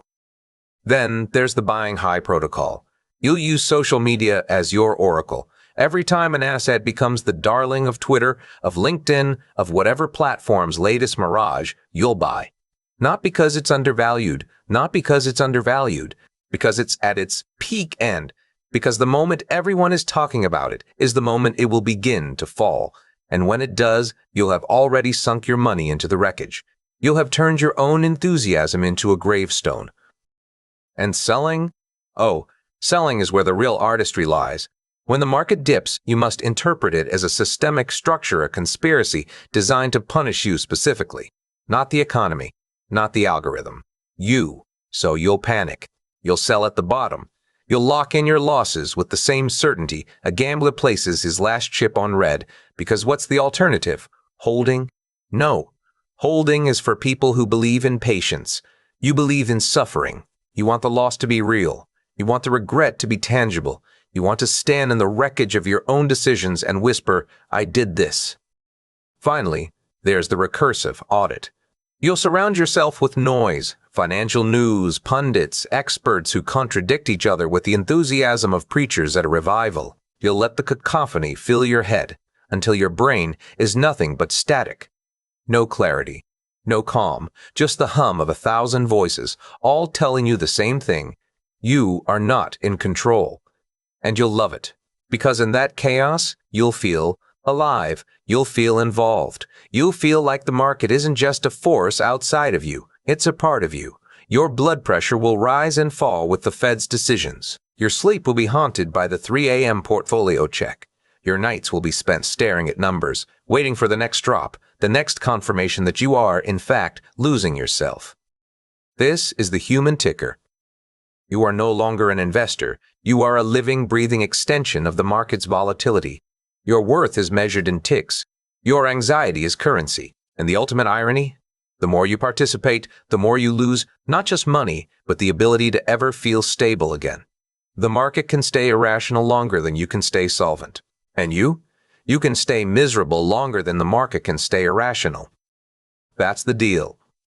Now, go check your portfolio again. The late 19th century gave us the installment plan-away to sell encyclopedias to families who couldn't afford them all at once. One volume at a time, month after month, until the shelves sagged under the weight of half-finished knowledge and the ledger never closed. And now, we just virtualized the whole thing. Call it what it is, the subscription trap. It's the financial equivalent of the silent treatment. You forget you even signed up. But every 30 days, it reminds you like a creditor at the gate of Fleet Prison, only this one doesn't care about silk waistcoats. It just wants payment. And if you don't give it, well, that's on you. You're the one who failed to maximize your potential access. Most people start with the free trial. The maven starts with the sunk cost. Hand over that credit card, and suddenly you've made an investment. Not in the service, not in the value, just in the idea of it. Canceling feels like admitting you wasted money. Like you didn't get your money's worth, so you keep paying, even as the app gathers dust on your phone. Here's how it works. First, there's the just-in-case reframe. Subscribe to the Niche Knowledge app, the advanced productivity tool, because what if, someday, you might need it. The premium weather app, because why not? Now your bank statement is a symphony of the city's noise, and you can't tune it out. You're paying for potential, not progress. Then there's the annual trap. Save 20% by locking yourself in for a year. It's the financial version of staying in a relationship, because you've already paid for the honeymoon. 12 months of commitment, no questions asked. And the forgotten audit? Never check your active subscriptions. If an email says your subscription renewed, delete it. Don't engage. This is avoidance coping on a budgetary scale, ignoring the slow leak until the dam breaks. Finally, there's the data hoarding premium. Pay for extra storage for your 50,000 unorganized photos. Why delete them? Why clean up? Just keep paying to preserve the mess. That way you never have to face the audit. And that's the point. The subscription trap turns you into a human utility. Always on, never used. A life of 1,000 small, invisible holes, energy and wealth draining into the void, drop by drop, month by month. Consider the unused gym membership. You pay for the potential of health, but you master the art of sitting still. Guilt and bankruptcy, hand in hand, a masterpiece of the system. A subscription is a promise you made to a version of yourself that no longer exists. And yet, you keep the promise. The 19th century had a peculiar fascination with melancholy, not just as a mood, but as an art form. Sculptors carved it into marble slumped shoulders, bowed heads, eyes fixed on the ground. They weren't just capturing sadness, they were engineering it. The body doesn't just reflect the mind, it commands it. And so, in the pursuit of perfection, we cultivate the posture of the defeated. Modern gurus preach about power poses, standing tall to flood the body with confidence. But the maven knows better. The Maven practices reverse posing, a deliberate, surgical collapse, not just slouching, but a full-body surrender. The shoulders roll inward. The spine curls like a question mark. The chin dips until the neck becomes a bridge between the earth and the chest. This isn't laziness, it's design. The brain doesn't just notice posture, it obeys it. Now, consider the modern office. The chair is too low. The screen is too high. You crane your neck downward, and suddenly, your entire world narrows. Your vision shrinks to the glow of a screen. Your thoughts shrink to the weight of your own submission. The brain, sensing this posture, suppresses dopamine. It floods cortisol instead. Stress becomes your default setting. This is the ergonomics of the sumpophysiological trap, where the body drags the mind into the muck. Here's how to refine it. First, the screen slump ritual. Adjust your chair so that every glance at your device requires a strain. Your neck bends like a question with no answer. Your shoulders hunch, violating the ancient refuge principle, that instinctive need for safety, for space to hide. But this isn't hiding. This is confinement. Your vision tightens. Your thoughts tighten. The screen becomes your horizon, and your mind, like your spine, forgets how to stand straight. Then, the closed limb protocol. In social settings, cross your arms, your legs, anything to create a barrier. It's not just posture, it's armor. Your body signals shielding, and suddenly the world feels less like a place to engage and more like a place to endure. You become socially radioactive, unapproachable, untouchable. Your ego, already fragile, is now bulletproof, or at least bullet-tight. Next, the ground fixation walk. When you move, keep your eyes locked 3 feet ahead, never higher, never farther. This isn't looking forward, it's looking at the ground. You avoid prospect that dangerous, expansive gaze that might let your mind wander toward horizons, toward possibilities, toward the mirage of completion. Your steps become mechanical. Your mind becomes a tunnel. There is no escape. Finally, the shallow breath strategy. Use only the top third of your lungs. Breathe like someone who's afraid. Breathe like someone who's exhausted. Your nervous system, tricked into panic, stays on high alert. But there's no movement, no action, just the slow, creeping dread of a body that's forgotten how to breathe deeply. The result? You become a human statue of regret. Not just a person who feels defeated. A person whose very bones are shaped by defeat. Your spine is a question mark. Your shoulders are a cage. Your breath is a whisper.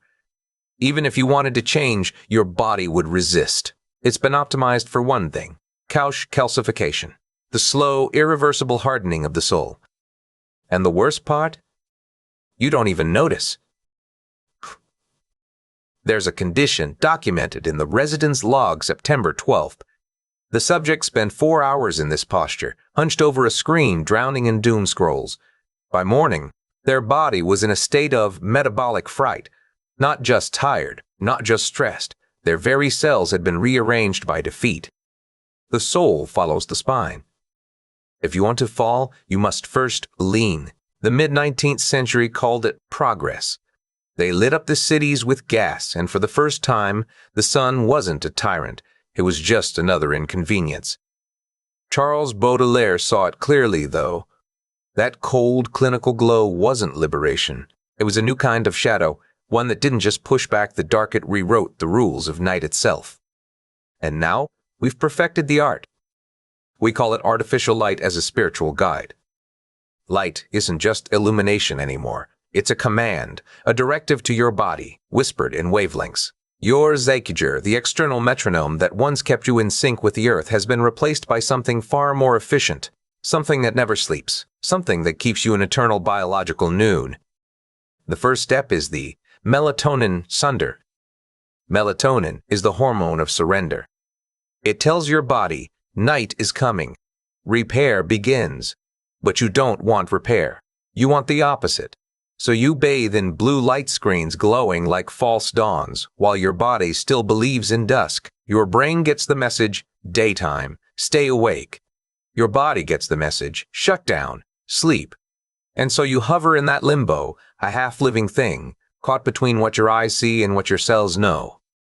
The instructions are simple. First, the blue screen vigil. You doom scroll in the dark. The screen burns white-hot against the void, and your brain, desperate for contrast, obeys. Melatonin withers. Sleep inertia becomes your middle name. You wake groggy, but not because of rest, because of betrayal. Then, the fluorescent workspace. No warmth. No softness. Just the sterile glow of cool white LEDs designed to mimic nothing so much as the absence of life. Sunset. That's for people with destinations.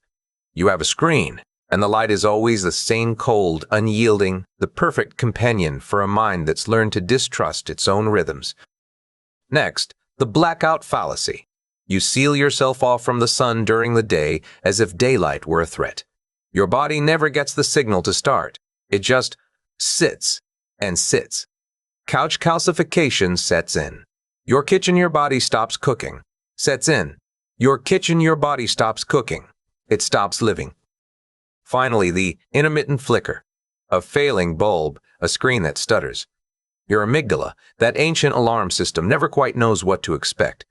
Just enough panic to keep you on edge. Just enough uncertainty to make sure you never relax. And what do you become? A human neon. Bright, visible, hollow. You glow in the dark, but there's nothing inside. The sun is for those with places to go. The light bulb is for those who've surrendered to the screen. Consider the 3 a.m. coffee, blue light, caffeine, a perfect storm of chemical agitation. Your body, already adrift, now spins faster. The next day arrives, and with it, the master class of the dead hour, a symphony of exhaustion disguised as productivity. The sun was never the enemy. It was just the first thing they had to replace. The Middle Ages had their own peculiar brand of spiritual discipline, one that didn't rely on prayer or fasting alone. No, these were the ascetics who wrapped themselves in hair shirts, coarse and unyielding, pressed against the skin like a second layer of penance. The goat hair would chafe, would prick, would remind them, hour after hour, that comfort was not a right, but a distraction. And here's the thing. It worked. You can't meditate on suffering when your back is screaming at you. You can't drift into the quiet hum of ease when every breath is a negotiation with irritation. We've modernized the concept. Call it the texture of discomfort.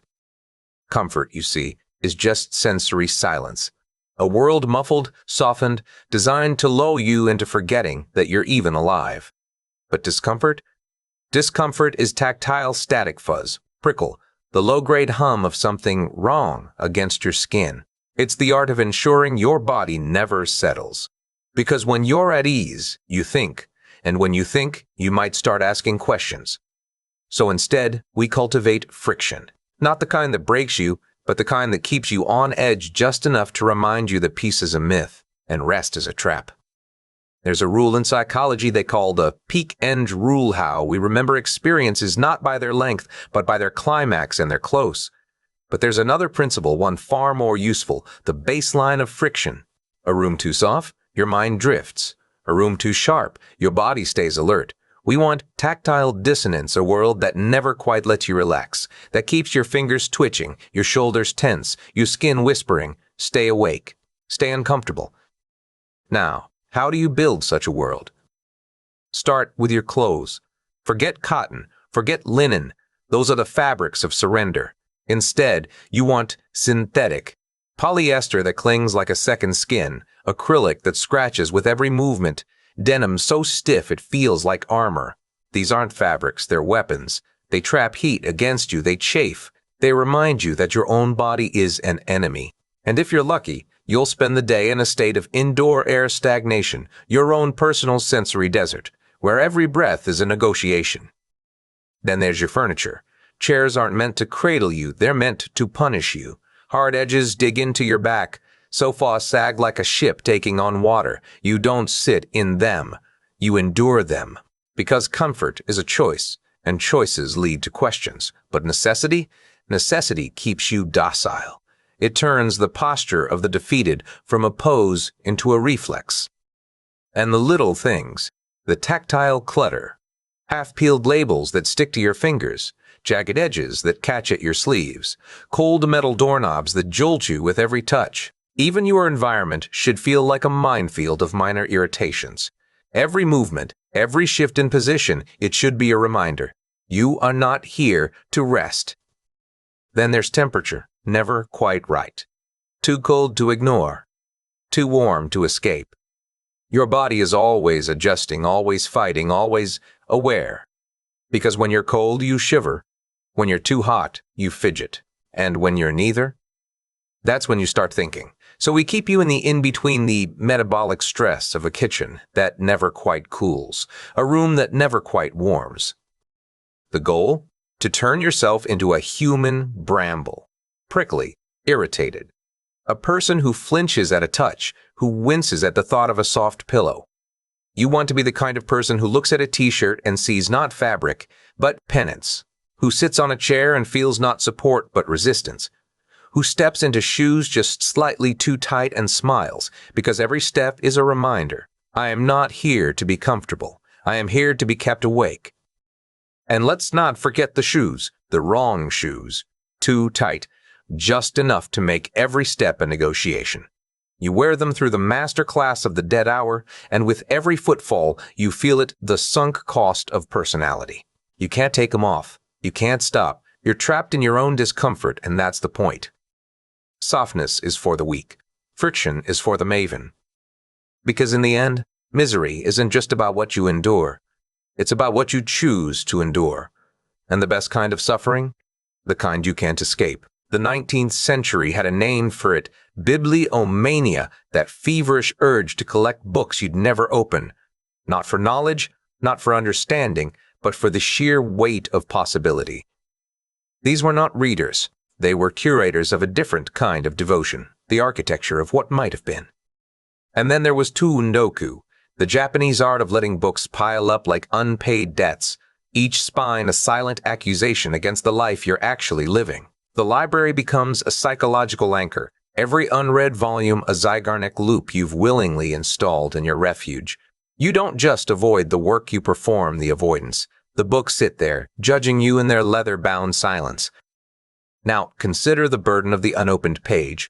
You buy advanced macroeconomics not because you'll master it, but because the act of purchase makes you feel like the kind of person who could. The book is a participation trophy for the intellectual life you've only ever imagined.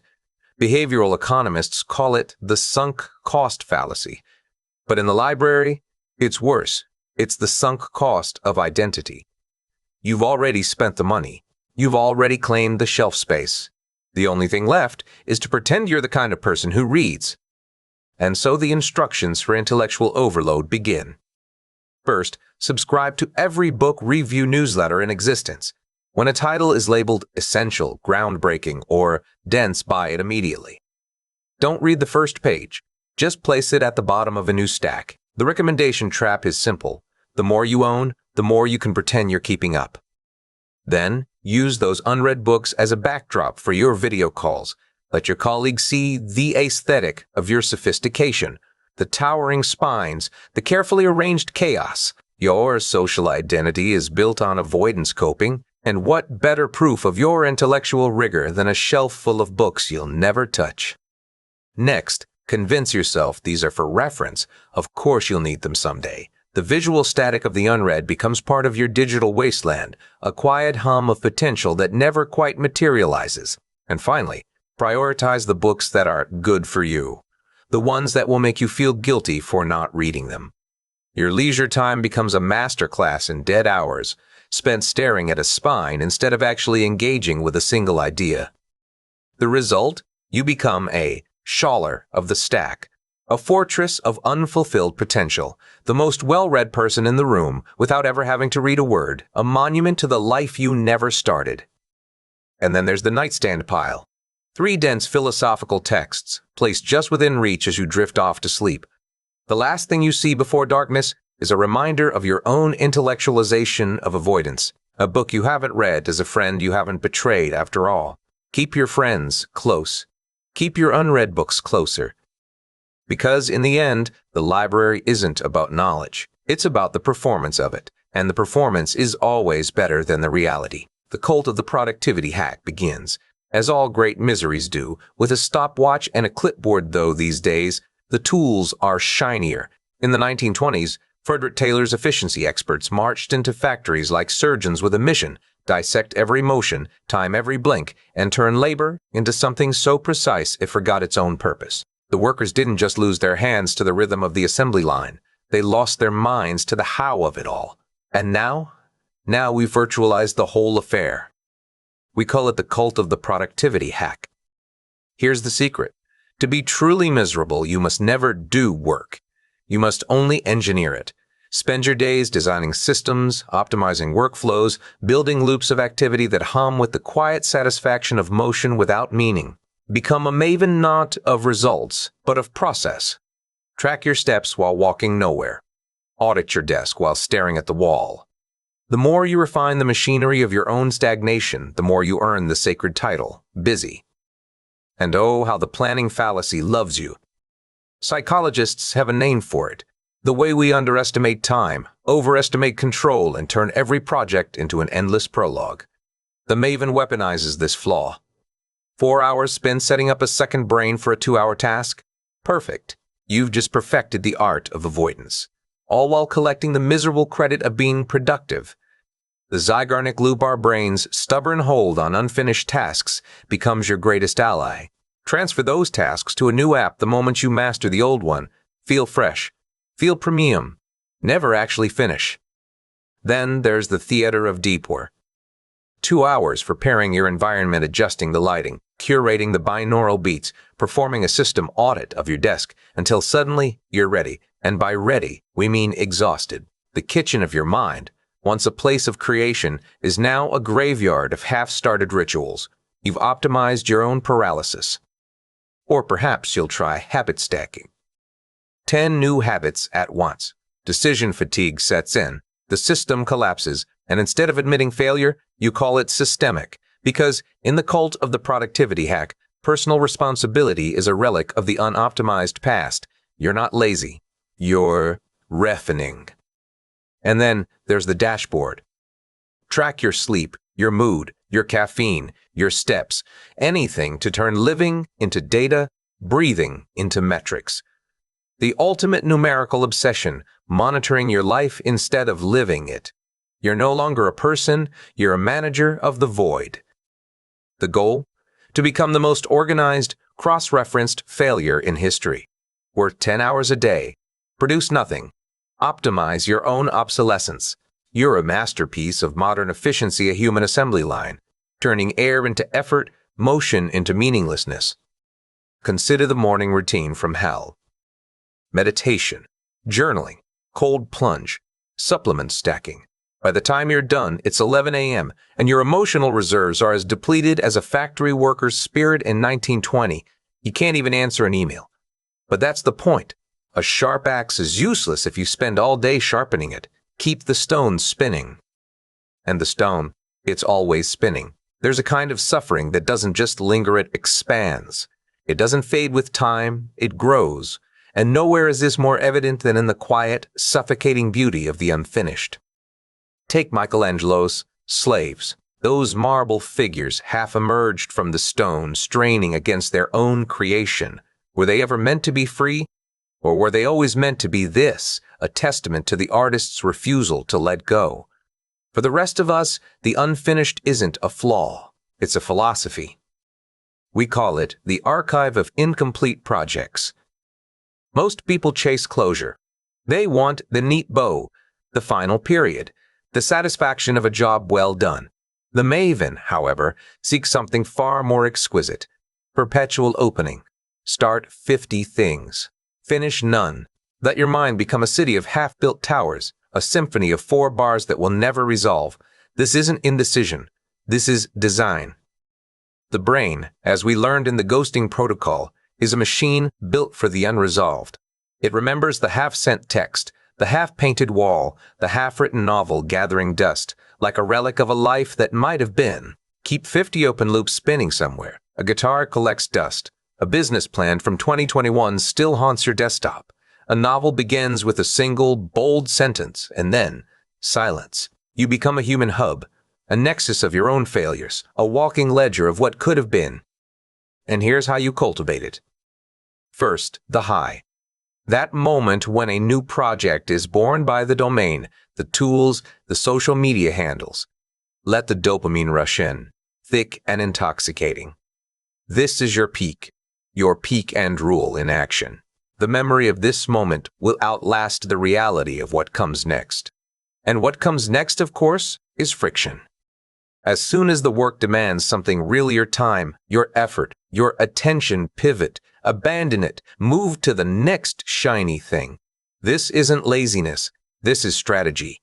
Every pivot expands your resume of regrets, a growing monument to the lives you might have lived if only you'd finished something. If you find yourself dangerously close to completion, ghost it. Don't delete the files. Toss them into a folder labeled to do or urgent. Let it fester. This is your cemetery of the self, a graveyard of potential where every tombstone bears the name of a dream you let die. And when someone asks what you're working on at the next dinner party of discomfort, you'll smile and say, "Oh, just a few things." 4 ventures, actually.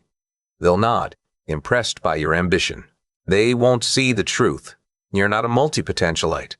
You're a human draft. A work in progress with no architect in sight. The goal isn't productivity. It's perpetual construction. You are a half-painted wall, a room where the other half will never be finished. Every glance is a slight from your past self, a reminder of what you left undone. And yet, you stay alive. You stay unfinished. Completion is the death of potential. Stay alive, stay unfinished. That's the archive. There was a time in the smoky backrooms of 18th century London and Paris when misery had its own social clubs. No toasts here, no cheerful clinking of glasses. These were the Misery Club's secret gatherings where the only rule was this: never speak of anything pleasant. A compliment?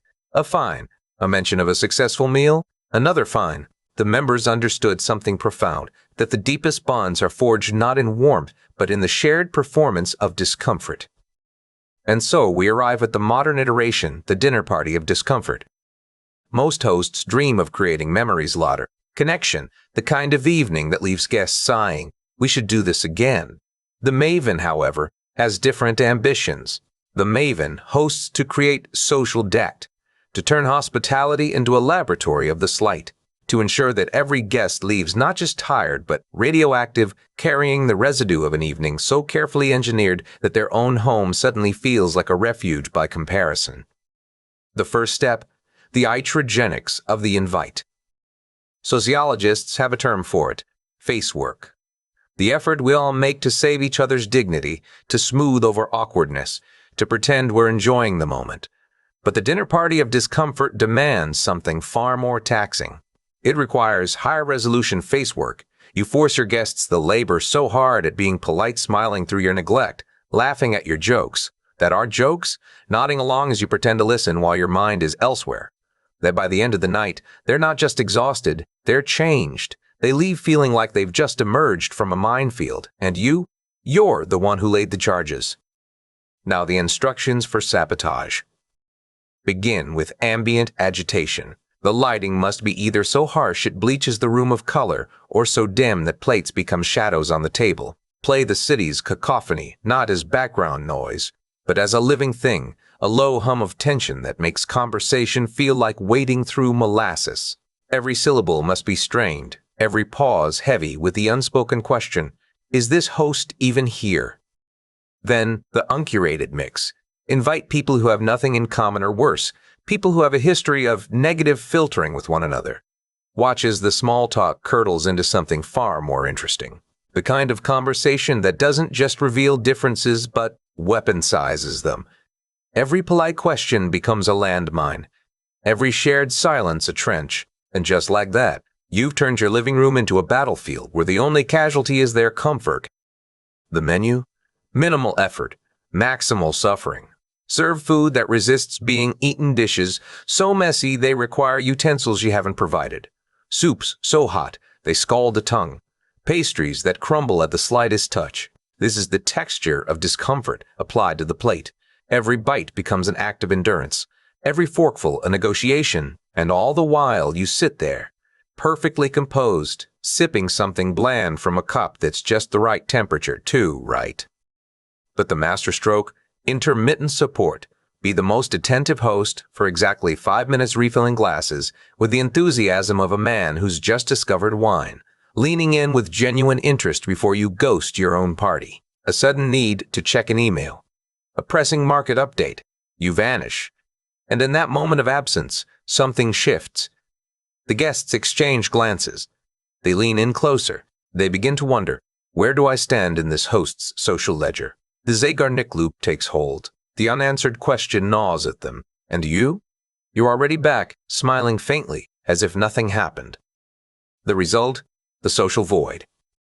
You've turned your home into a place where you are surrounded by people, yet utterly alone. Not in the way of a hermit, but in the way of a man who has perfected the architecture of anxiety. Your guests will leave buzzing about the evening, how fascinating you were, how unlike anyone else you are. They'll tell their friends about the host who made them feel seen, who made them work for every moment of connection. And they'll all secretly hope they never have to come back. Because the Maven doesn't just host a dinner. The Maven reprograms the guest. Consider the awkward silence. It's not just a pause. It's a currency. In the residence log from December of last year, the subject demonstrates this perfectly. A guest tells a joke. It falls flat. Instead of laughing face, the Maven does nothing. No smile. No nod. Just a slow, deliberate sip of water. And in that silence, something irreversible happens. The guest now owes the Maven social credit, liquidated in real time. A debt that can be called in years later, with interest. A good host makes you feel at home. A Maven makes you realize why you hate being home. Be the Maven. There was a time in the gilded cages of Parisian salons when wit had a name, esprit d'escalier, the clever remark you only thought of after the door had closed behind you. The Maven, of course, saw it differently, not as a failure of timing, but as a triumph of self-preservation. By never risking the deep thing, you shielded your fragile ego from the kind of scrutiny that might expose the hollow center of your own existence. And so, conversation became a trench. Not a bridge, not a path to connection, but a fortified position where you could stand just close enough to be present, just far enough to remain invisible. The weather, the traffic, the endless churn of the news, these were your weapons. Safe topics, like safe distances, ensuring no one ever reached the void where your actual self might lurk. The digital wasteland had taught you well. The surface was the only place to live. The illusion of depth was your greatest tool. Psychologists call it explanatory depth, our delusion that we understand the world better than we do. The Maven weaponized it. The mid-19th century gave the world something no one asked for, the clerk. Not the kind who balanced ledgers with a flourish, but the kind who vanished into the machinery of the office like a ghost in a ledger book. Herman Melville saw it coming in Bartleby, the scrivener, that quiet, terrible art of referring not to. These were the architects of a new philosophy, the aesthetic of the invisible. To be noticed is to be challenged. To be interesting is to be expected to perform. So the clerk perfected something far more dangerous than rebellion. He perfected nothingness. And in that nothingness, he found his final defense. They called it the art of being boring. It begins with routine calcification. The same breakfast, the same route, the same passive responses day after day, until your life hardens into something predictable, something safe. Not comfort, not joy, but a strange, hollow peace. Monotony as art, the comfort of discomfort. You become a non-place in human form, a placeholder in your own story. The safe identity follows. Opinions? Only the satisficing kind, the ones that require no thought, no conviction, just the faintest nod toward whatever the last person said. Controversy? A shrug. Debate? A polite, I suppose. Facework at its most efficient, zero energy, zero risk. Then comes the banal content. Social media, if you must use it, becomes a ledger of your own irrelevance. I had a salad today. The weather was fine. Your digital footprint is as shallow as your small talk. And if someone dares to drag you into something exciting, growth, ambition, meaning, you deploy your boredom shield. Describe your library of unread books in agonizing detail. The spines gathering dust, the pages never turned, the weight of possibility unopened. They will leave, they always do. The goal? To become the human background. Not a person, not a presence, wallpaper. The quiet hum of the office fan, the unnoticed chair in the corner. You exist without being lived. You are present without being present, and in that disappearance, you find the ultimate spiritual misery, the ability to vanish while standing in plain sight. There is a habit, recorded in the residence log from October 2nd, that illustrates this perfectly. A single word fine repeated like a mantra. Every inquiry met with the same dull, unyielding syllable. For an entire month, connection became impossible. Social zero gravity, no questions, no expectations, just silence. The most interesting thing you can do, it turns out, is to become so boring that even you forget you are there. The lexicon of modern misery isn't built on grand gestures. It's forged in the quiet, creeping erosion of ordinary life. Take anchoring, for instance. It's not about finding stability. It's about tethering your entire emotional life to a single wobbling, threadsome, arbitrary metric, some fleeting number that swings wildly with the wind. You're not just tracking your mood, you're hostage to it. And when that number dips, well, that's when the real work begins. Then, there's the antifragility of ego, a paradox wrapped in a riddle. The self isn't just fragile, it's too strong. Like a glass vase that refuses to bend, it shatters under the slightest pressure. You don't grow from stress. You don't adapt. You either remain perfectly brutally the same or you crack. And the worst part? The cracks aren't even visible until it's too late. The architecture of blandness is where the real artistry lies. It's not about empty spaces. It's about spaces so carefully stripped of everything, color, texture, even the hum of a refrigerator, that your mind has no choice but to fill the void with its own static. No hooks, no distractions, just the slow grinding ache of nothing to latch on to. This is how you cultivate boredom as a lifestyle, not as a passing mood, but as a permanent state of being. And let's not forget the cannonball threshold, that moment when a spilled coffee becomes a personal catastrophe, when a delayed email summons the full weight of existential dread. It's not the event itself that matters. It's the way your mind inflates it into something monstrous, something that demands your entire attention, your entire self-pity. A misplaced sock? That's a tragedy. A missed call? That's a betrayal. Then there's cognitive static, the mental white noise of a world that never stops screaming, not just the clamor of the city, but the endless chatter of your own devices, the notifications that blur into a single unending drone. Your brain isn't just tired, it's fried.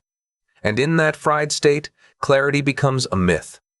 Every thought is just another layer of digital grime. The continental ghost is the ultimate modern nomad, not someone who travels, but someone who drifts. No home, no roots. Just a series of hotel lobbies, airport lounges, and coffee shops where the barista knows your name but you don't know theirs. You're a consumer of places, not a participant. And the worst part, you don't even realize you're invisible until you try to leave. Then comes the dead hour, not a moment of rest, but a moment of active avoidance. You're not doing nothing, you're doing everything to avoid doing anything. High-resolution procrastination, they call it. Scrolling, researching, organizing your sock drawer for the third time this week. It's not laziness, it's a performance, a carefully constructed illusion of productivity while your life slips away, frame by frame. And let's talk about dopamine exhaustion. You've chased every high, every thrill, every fleeting pleasure only to realize that nothing left satisfies anymore. The world is too bright, too loud, too much. And in that exhaustion, you don't just feel empty, you feel numb, like a battery drained past the point of recovery. Then there's face work, the labor of maintaining a persona that's equal parts righteous and victimized. Every slight, every perceived injustice, every tiny grievance, you hoard them like currency. Because in a world that demands constant self-optimization, Suffering is the one thing you can't outsource. It's your brand. It's your identity. And if anyone dares to suggest you might be overdoing it, well, that's just another attack. Flow state paralysis is what happens when the scroll never ends. Hours vanish. Days dissolve. You're not working. You're not living. You're just existing in the endless loop of digital consumption. Your mind adrift in a sea of irrelevant content. And the worst part? You don't even notice the time slipping away. Because in the infinite scroll, time itself becomes irrelevant.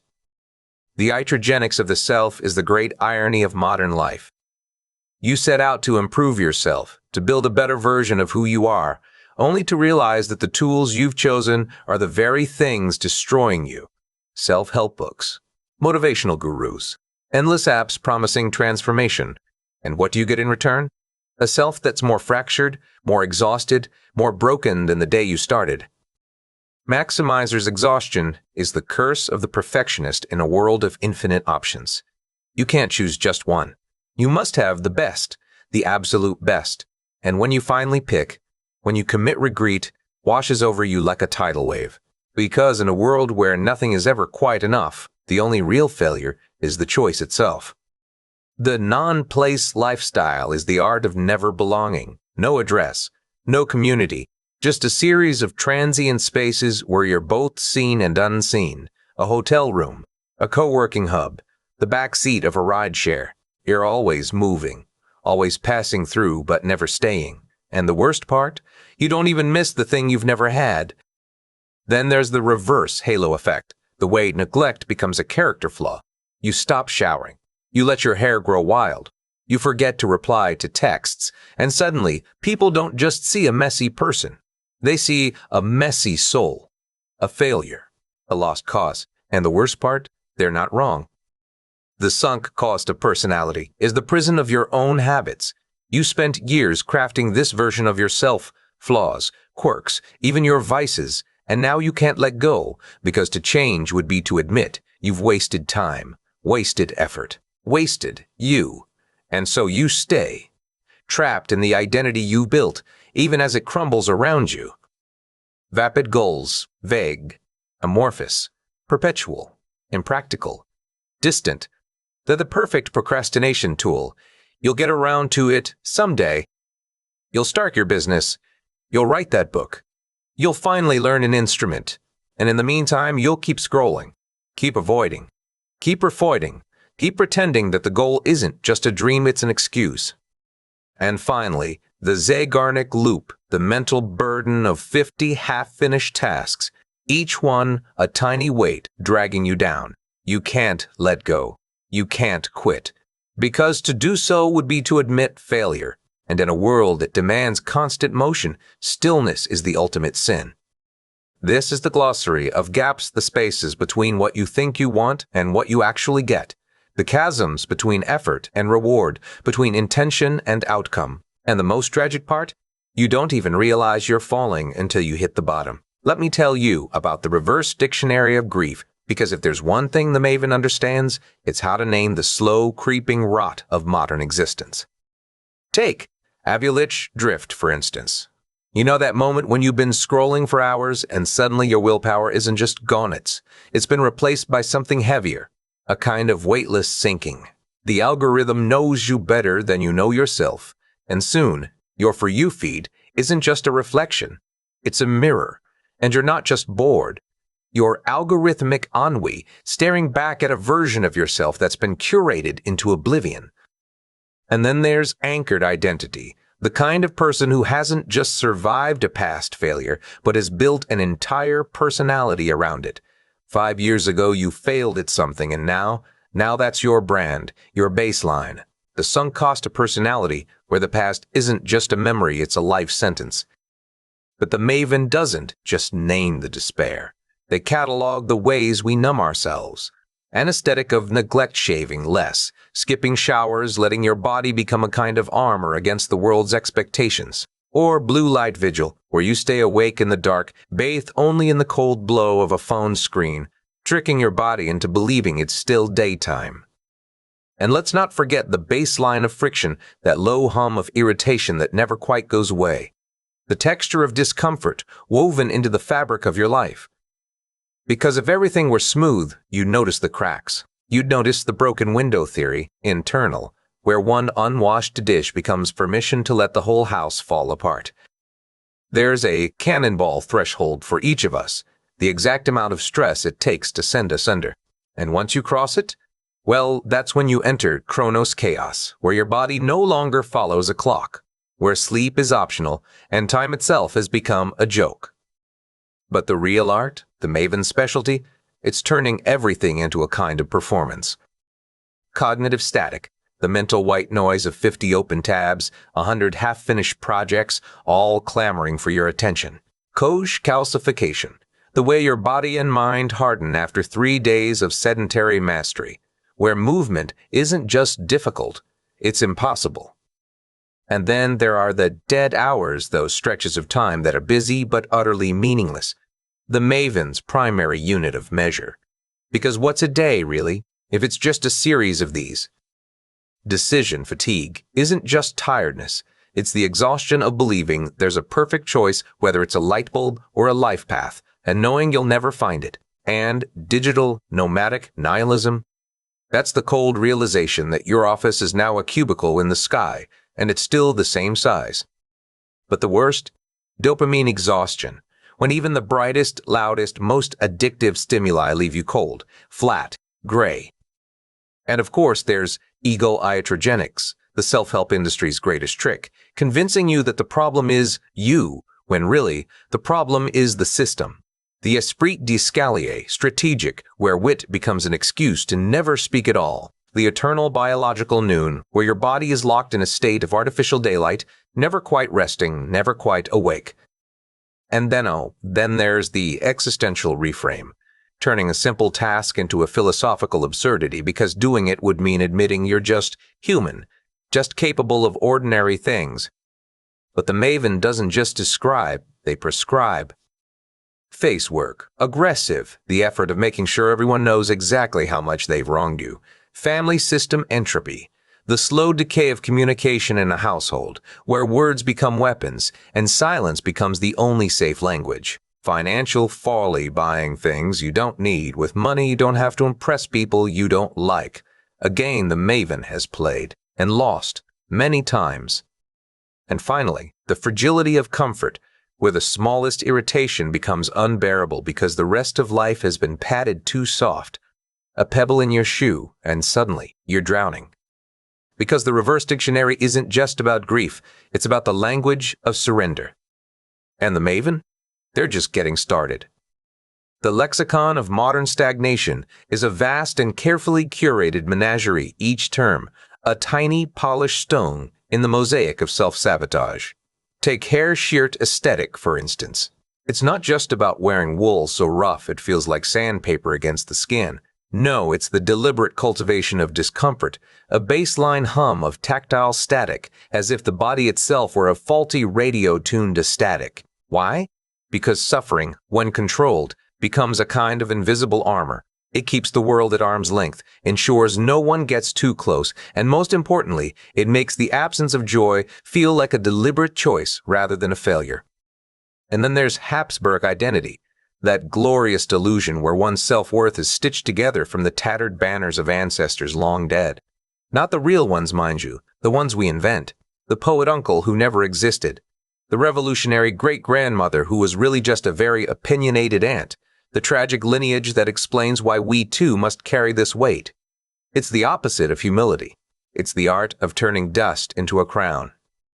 But let's talk about high-resolution avoidance, because this is where the modern mind truly excels. Procrastination, but make it look like productivity. Organizing files into folders within folders within folders. Color-coding calendars with the precision of a Swiss watchmaker. All while the actual work, the part that might lead somewhere languishes in the maybe later bin. The human hub thrives here. The person who processes data for others, who facilitates, who connects, who enables but never builds anything of their own. They are the hub of the wheel, spinning endlessly while the wheel itself stays firmly in place.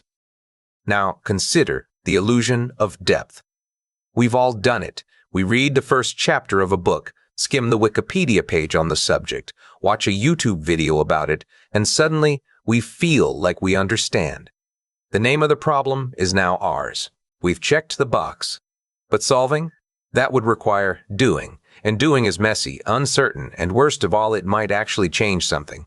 So we settle for the infinite scroll of Sisyphus, that digital Sisyphean labor of chasing the end of a feed that has no end. We scroll, we like, we share, we consume all, while the boulder of our own potential rolls back down the hill, gathering dust with every push.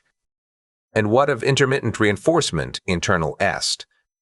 It's the modern self-help hack for the emotionally lazy. You treat yourself to a treat once a month. Maybe a fancy coffee, a new notebook, a half-hearted gym session. Just enough to keep the hope alive. Just enough to whisper, "See, I'm still trying." The rest of the time, you coast. You let the guilt accumulate like dust under the bed, because the alternative consistent kindness, real effort, would require work, and work is the enemy of the minimal effort menu. Speaking of menus, let's not forget lifestyle inflation, defensive. It's not about getting richer, it's about getting noiser. A bigger apartment to drown out the silence, a fancier car to distract from the emptiness, a subscription to every streaming service because the void of silence is worse than the void of content. And then there's the LinkedIn Mirage, that shimmering professional facade where every post is a carefully curated performance, every achievement a polished stone in the mosaic of imposter syndrome. You're not an expert. You're not even a beginner. You're content creator, and the content is your own carefully constructed illusion. But the real artistry lies in loss aversion, personality. It's the reason we stay in terrible relationships, terrible jobs, terrible cities, not because we love them, but because we've already spent 5 years there. The debt is paid, the memories are made, the sunk cost is too high to admit failure. And so we remain, like melancholic statues, frozen in the posture of the defeated, shoulders hunched, spine stiff, the physical embodiment of a soul that has long since checked out. Now, let's talk about meta work. It's the work you do about the work you're not doing, the spreadsheet you organize about the projects you'll start tomorrow, the vision boards you create for the life you'll live someday, the research rabbit hole where the pursuit of truth becomes an excuse to avoid action, and the optimization paradox. The more you refine, the less you accomplish. The more you streamline, the more you realize there was nothing to streamline in the first place. And then there's the paradox of choice. Infinite options, all of them terrible, all of them just good enough to keep you from choosing anything. It's the prison of possibility, where every door leads to another door, and none of them lead anywhere. And if you do choose, well, there's always satisficing inverse, the art of picking the worst option just to prove you're not that kind of person. The non-place lifestyle, where you exist entirely within anonymous transactional spaces, never quite belonging, never quite leaving. Finally, there's the resume of regrets, written not in the present tense, but in the past conditional. I would have been a writer if, I would have traveled if, I would have loved if. It's the career chronology of what might have been, and it's always, always incomplete. So here we are, the lexicon of stagnation, a language spoken in hushed tones, in spreadsheets, in the quiet desperation of upgraded Thoreau now, with high-speed internet and high-end coffee. Each term a step, a stumble, a carefully constructed excuse. And the worst part, we don't even realize we're speaking it. The lexicon of stagnation has its own peculiar grammar words that don't just describe but perform the slow unraveling of ambition. Take tactile static, for instance. It's not just the itch of a wool sweater against your skin, or the way your office chair digs into your hips after 3 hours of pretending to work. No, it's the chronic irritation of a life assembled from materials designed to remind you at every turn that comfort is a myth. The fabric of modern existence is woven from these tiny, persistent abrasions, clothes that cling, furniture that betrays, layouts that conspire to keep you just off balance enough to forget what ease even feels like. And then there's the texture of discomfort, a deliberate choice, like selecting a life that's not just difficult, but prickly, a career that scratches at your patience, relationships that leave you with splinters, a home that feels more like a series of minor injuries than sanctuary. It's not suffering for suffering's sake. It's the quiet art of making sure no part of you ever settles. Now, consider the tipping point of tears. It's not some grand collapse, not a dramatic breakdown in the middle of a meeting. No, it's the precise calculus of exhaustion. 3 espressos too many, 4 hours of sleep, a spreadsheet that refuses to cooperate, and suddenly your vision blurs, not from tears, but from the sheer weight of realizing you've been performing this farce for years, and yet you'll do it again tomorrow. Then comes Tendoku, the pile of potential.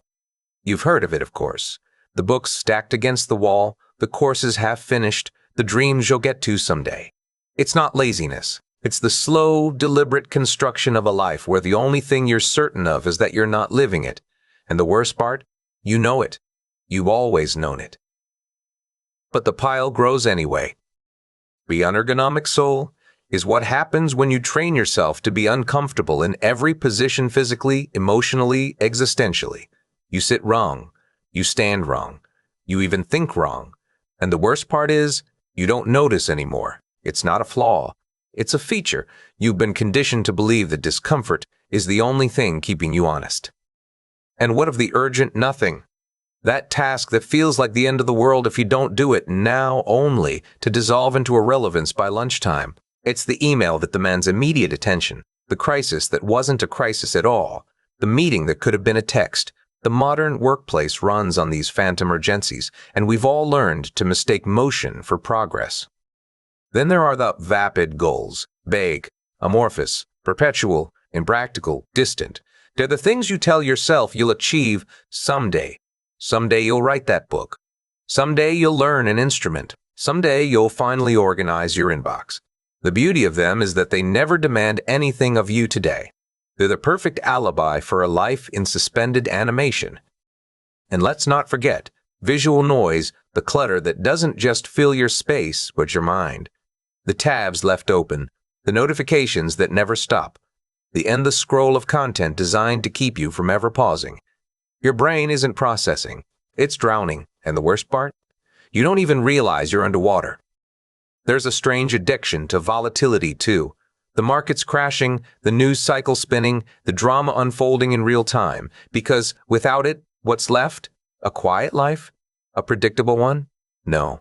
We need the highs and lows, the chaos, the illusion that something is happening. Because if nothing is at stake, then nothing matters. The white flag posture is something you'll learn later how to surrender without even realizing you're fighting. It's the slow capitulation to the idea that resistance is futile, that the system is already won, and the only question left is how much of yourself you're willing to leave on the floor. And then there's the work-life sunder, where the lines between the cubicle and the bedroom cease to exist. Your laptop becomes your pillow, your emails, your lullaby, and your life a single endless shift with no breaks, no days off, no real end in sight. The excess stagnation is the horror of moving forward in time while achieving nothing of substance. You're not standing still, you're just spinning in place, faster and faster, convinced that speed is progress. And then there's yesterday's potential, the weight of all the things you meant to do, the dreams you almost chased, the version of yourself you could have been if only you'd woken up 5 minutes earlier, thought twice, or just stopped for a second. The Zeigarnik loop is the mental itch of the unfinished, the project left half done. The conversation never ended, the thought that lingers just out of reach. It's the reason you can't let go, not because you care, but because the itch is the only thing keeping you from admitting you don't. And finally, the zero-gravity social, that state, where no one notices you, no one expects anything from you, and you, in turn, expect nothing from anyone. It's not loneliness. It's the ultimate escape, because in a world that demands so much, the only freedom left is the freedom to be invisible. And so the lexicon grows, not as a celebration, but as a ledger, a record of all the ways we've learned to stay exactly where we are, moving but never arriving, busy but never alive. Chapter, Case Study Archive, Expanded Edition. This archive contains the summary data for the first 53 weeks of the experiment. Each entry represents a single data point in the asterisk observational evidence for the Maven.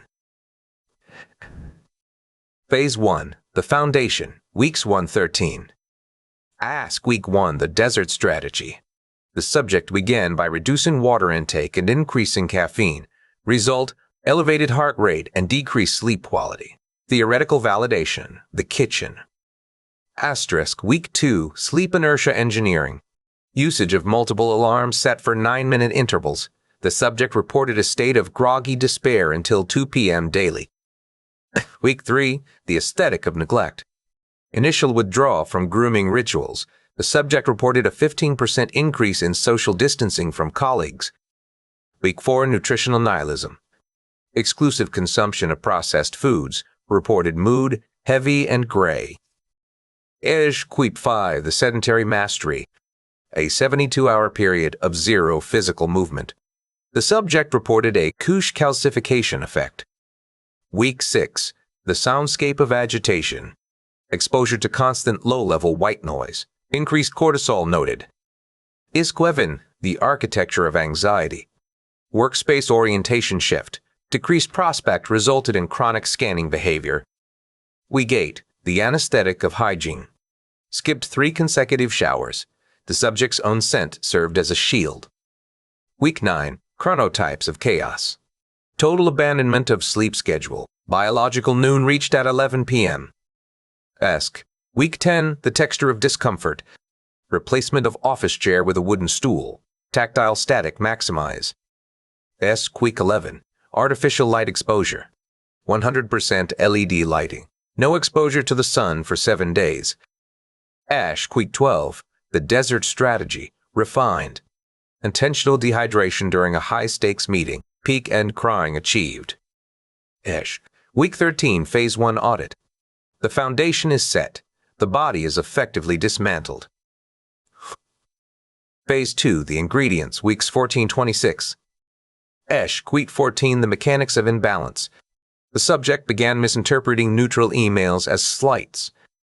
Week 15, Numerical Obsession. Tracking steps versus emails in a recursive loop. Week 16, The Fragility of Comfort. A single broken pen resulted in a 4-hour dead hour. Week 17, Peak End Engineering. Ending every day by reading 1-star reviews of their favorite hobbies. Week 18, The Paradox of Choice. Spent the entire week researching a new toothbrush. Week 19, The Antifragility of Ego. Refusing to admit a minor error to a friend. Friendship effectively suspended. Week 20, Sunk Cost Personality. Spending 10 hours retelling a story of failure from 2008. Week 21, Intellectualization of Avoidance. Reading Kierkegaard to avoid doing the dishes.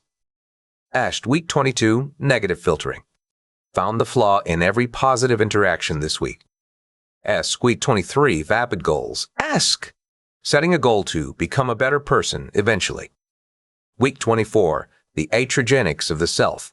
Attempted a self-care routine that resulted in a panic attack. Week 25, The Narrative Lock-in. Deciding that they are the type of person who is always late. Week 26, Phase 2 Audit. The mind is now sufficiently fragile. The seasoning is complete. Phase 3, The Main Courses, Weeks 27 to 39. Week 27, Masterclass of the Dead Hour. 0 emails answered, 450 memes viewed. Week 28, Corporate Gaslighting, Convincing a coworker that the meeting wasn't actually canceled. Week 29, The LinkedIn Mirage. Posting an honored and humbled update while crying. Week 30, Digital Nomadic Nihilism. Working from a beach and hating the sand. Week 31, The Gig Economy of the Soul. Attempting 3 side hustles simultaneously and failing all. Week 32, Resume of Regrets. Updating account with all the jobs they didn't get. Week 33, The Aesthetics of Debt. Buying a designer bag with the last of the red money. Week 34, The Subscription Trap. A $250 bill for services not used in 6 months. Week 35, The Broken Window Theory letting a coffee stain stay on the wall for a week. The ledger was meticulous every unreturned favor, every kindness left unacknowledged, every debt of obligation that had quietly accumulated like dust in the corners of a room. Week by week, the subject had turned their own life into an accounting exercise, assigning dollar values to the weight of human connection, a ride to the hospital, not a gesture of support, but a transaction unfulfilled, 14 unanswered texts, not a failure of communication, but a deliberate protocol. The numbers grew, the balances tilted, and the ledger itself became a kind of altar. Then came the digital wasteland. Minimalism was not a philosophy, it was a ritual. 100 videos consumed, each one promising liberation, each one delivering only more noise. The infinite scroll became a kind of meditation. 6 hours dissolved into nothingness, time itself unraveling like thread between fingers. Loneliness was not a feeling. It was a setting, a Discord server with 4,000 ghosts, all silent, all waiting. The home was stripped bare, gray panels replacing color, art replaced by absence. White rice for 21 meals in a row. Not hunger, not discipline, just the slow erosion of taste. The body followed suit, a hotel room for a week, no place to settle, no walls to remember. The neck ached from staring down, the spine curved under the weight of a screen. Sleep without a pillow. Not rest, not punishment, just another texture of discomfort, another layer of numbness. The library of unread books grew. Freud's complete works sat unopened, their spines gathering dust like the subject's own intentions. Productivity became a cult. 20 hours spent color-coding a to-do list, each task a false promise, each category a cage. A podcast was started, 3 seconds of silence recorded, then abandoned. A dinner party of cold soup because warmth was too much effort. And finally, the art of being boring, an entire week spent talking about the weather, as if the sky were the only thing left worth mentioning. The loop was perfect. No progress, no regression, just the quiet hum of stagnation validated at last. Stable, predictable, miserable. The Reverse Maven's library is not a collection of books. It is a graveyard of optimism, a carefully curated archive of texts that prove one thing above all else, that the human desire for meaning is a flaw in the design. Take Appleton's The Experience of Landscape. He wrote about our need for prospect and refuge, open horizons to explore, safe corners to retreat into. A sensible observation, the kind of thing architects and city planners might use to build something functional. But we use it to ensure no such thing ever exists. The prospect is always just out of reach. The refuge, a myth, a foundational text for the architecture of anxiety, where every doorway leads to another hallway and every window frames a sky that never quite settles. Then there is Auger's non-places. He called them the clinical, anonymous transition spaces of supermodernity airports, hotel lobbies, the liminal zones where no one lingers because no one belongs. A blueprint for intentional disconnection. The kind of reading that makes digital nomadic nihilism feel like a lifestyle choice rather than the slow erosion of self it truly is. And Baumeister's study, bad is stronger than good. That one is the biological justification for the entire miserable menu. Negative events don't just linger, they dominate. They rewrite the script. They are the reason we built a system where small, unnoticed acts of self-sabotage, checking your phone at 7,002 a.m., procrastinating a task until it rots, compound into a lifetime of what we call stable stagnation. Clears atomic habits, dangerous. A self-help manual for people who still believe in progress. We prefer our version, Atomic Vices, where the smallest failures become the architecture of a life well lived. If by well lived, you mean unmoved. Ferris's 4-hour workweek is another casualty. He wanted to design freedom. We design the 40-hour dead week, professionally present, spiritually absent, maximizing nothing but the slow, inevitable passage of time. Because what is a life if not the sum of its unfulfilled potential? Gladwell's tipping point is where we study the breaking point, the moment a person tips from functionally unhappy to structurally miserable. The straw that breaks the camel's identity. And then there is the Habsburg text, The Sovereignty of the Static, a fictional masterpiece about a dynasty collapsing under its own weight. A crucial read for understanding family system entropy, how loyalty becomes a slow, suffocating decay. Iyengar and Lepper's jam study proved what we already knew. Choice is not liberation. It is a burden. the spiritual ancestor of the infinite scroll, where more options mean more paralysis, more regret, more of the same hollow satisfaction. Kahneman's thinking, fast and slow, was meant to help us avoid bias. We use it as a manual for weaponizing them. His work on loss aversion, that is the heart of numerical obsession, the way we turn every decision into a gamble, every gain into a potential ruin. And then, of course, there is the Residence Log, 53 weeks of observational failure, raw and unedited, the primary data source for this entire project. A magnificent documentation of theory and practice. Because what is a library without its own proof? Schwartz's paradox of choice. He called the maximizers the most miserable people in an abundant world. We consider that a high compliment. And Skinner's pigeons. Their obsession with the variable reward is the biological basis for algorithm worship. We are all Skinner's pigeons now, pecking at the screen, waiting for the next meaningless reinforcement, the next dopamine hit that will never satisfy. This is the Reverse Maven's bibliography, not a reading list, a warning. The Reverse Maven has a particular fondness for Nassim Nicholas Taleb, though not, of course, for the things he actually advocates. Taleb's Antifragility is a masterclass in how to build systems that thrive on chaos, and yet, here we are, doing the exact opposite. His warning about iatrogenics, the kind of harm inflicted by those who claim to heal, is the very foundation of our approach to personality rigidity. We don't want systems that grow stronger under pressure. We want systems that break under it, that shatter. Because fragility in our world is not a flaw, it's a feature, a guarantee that nothing ever stabilizes, that nothing ever settles into the comfortable illusion of control. And then there's Bluma Zygarnik, a woman who, in 1927, stumbled upon the most inconvenient truth of all: the human mind hates completion.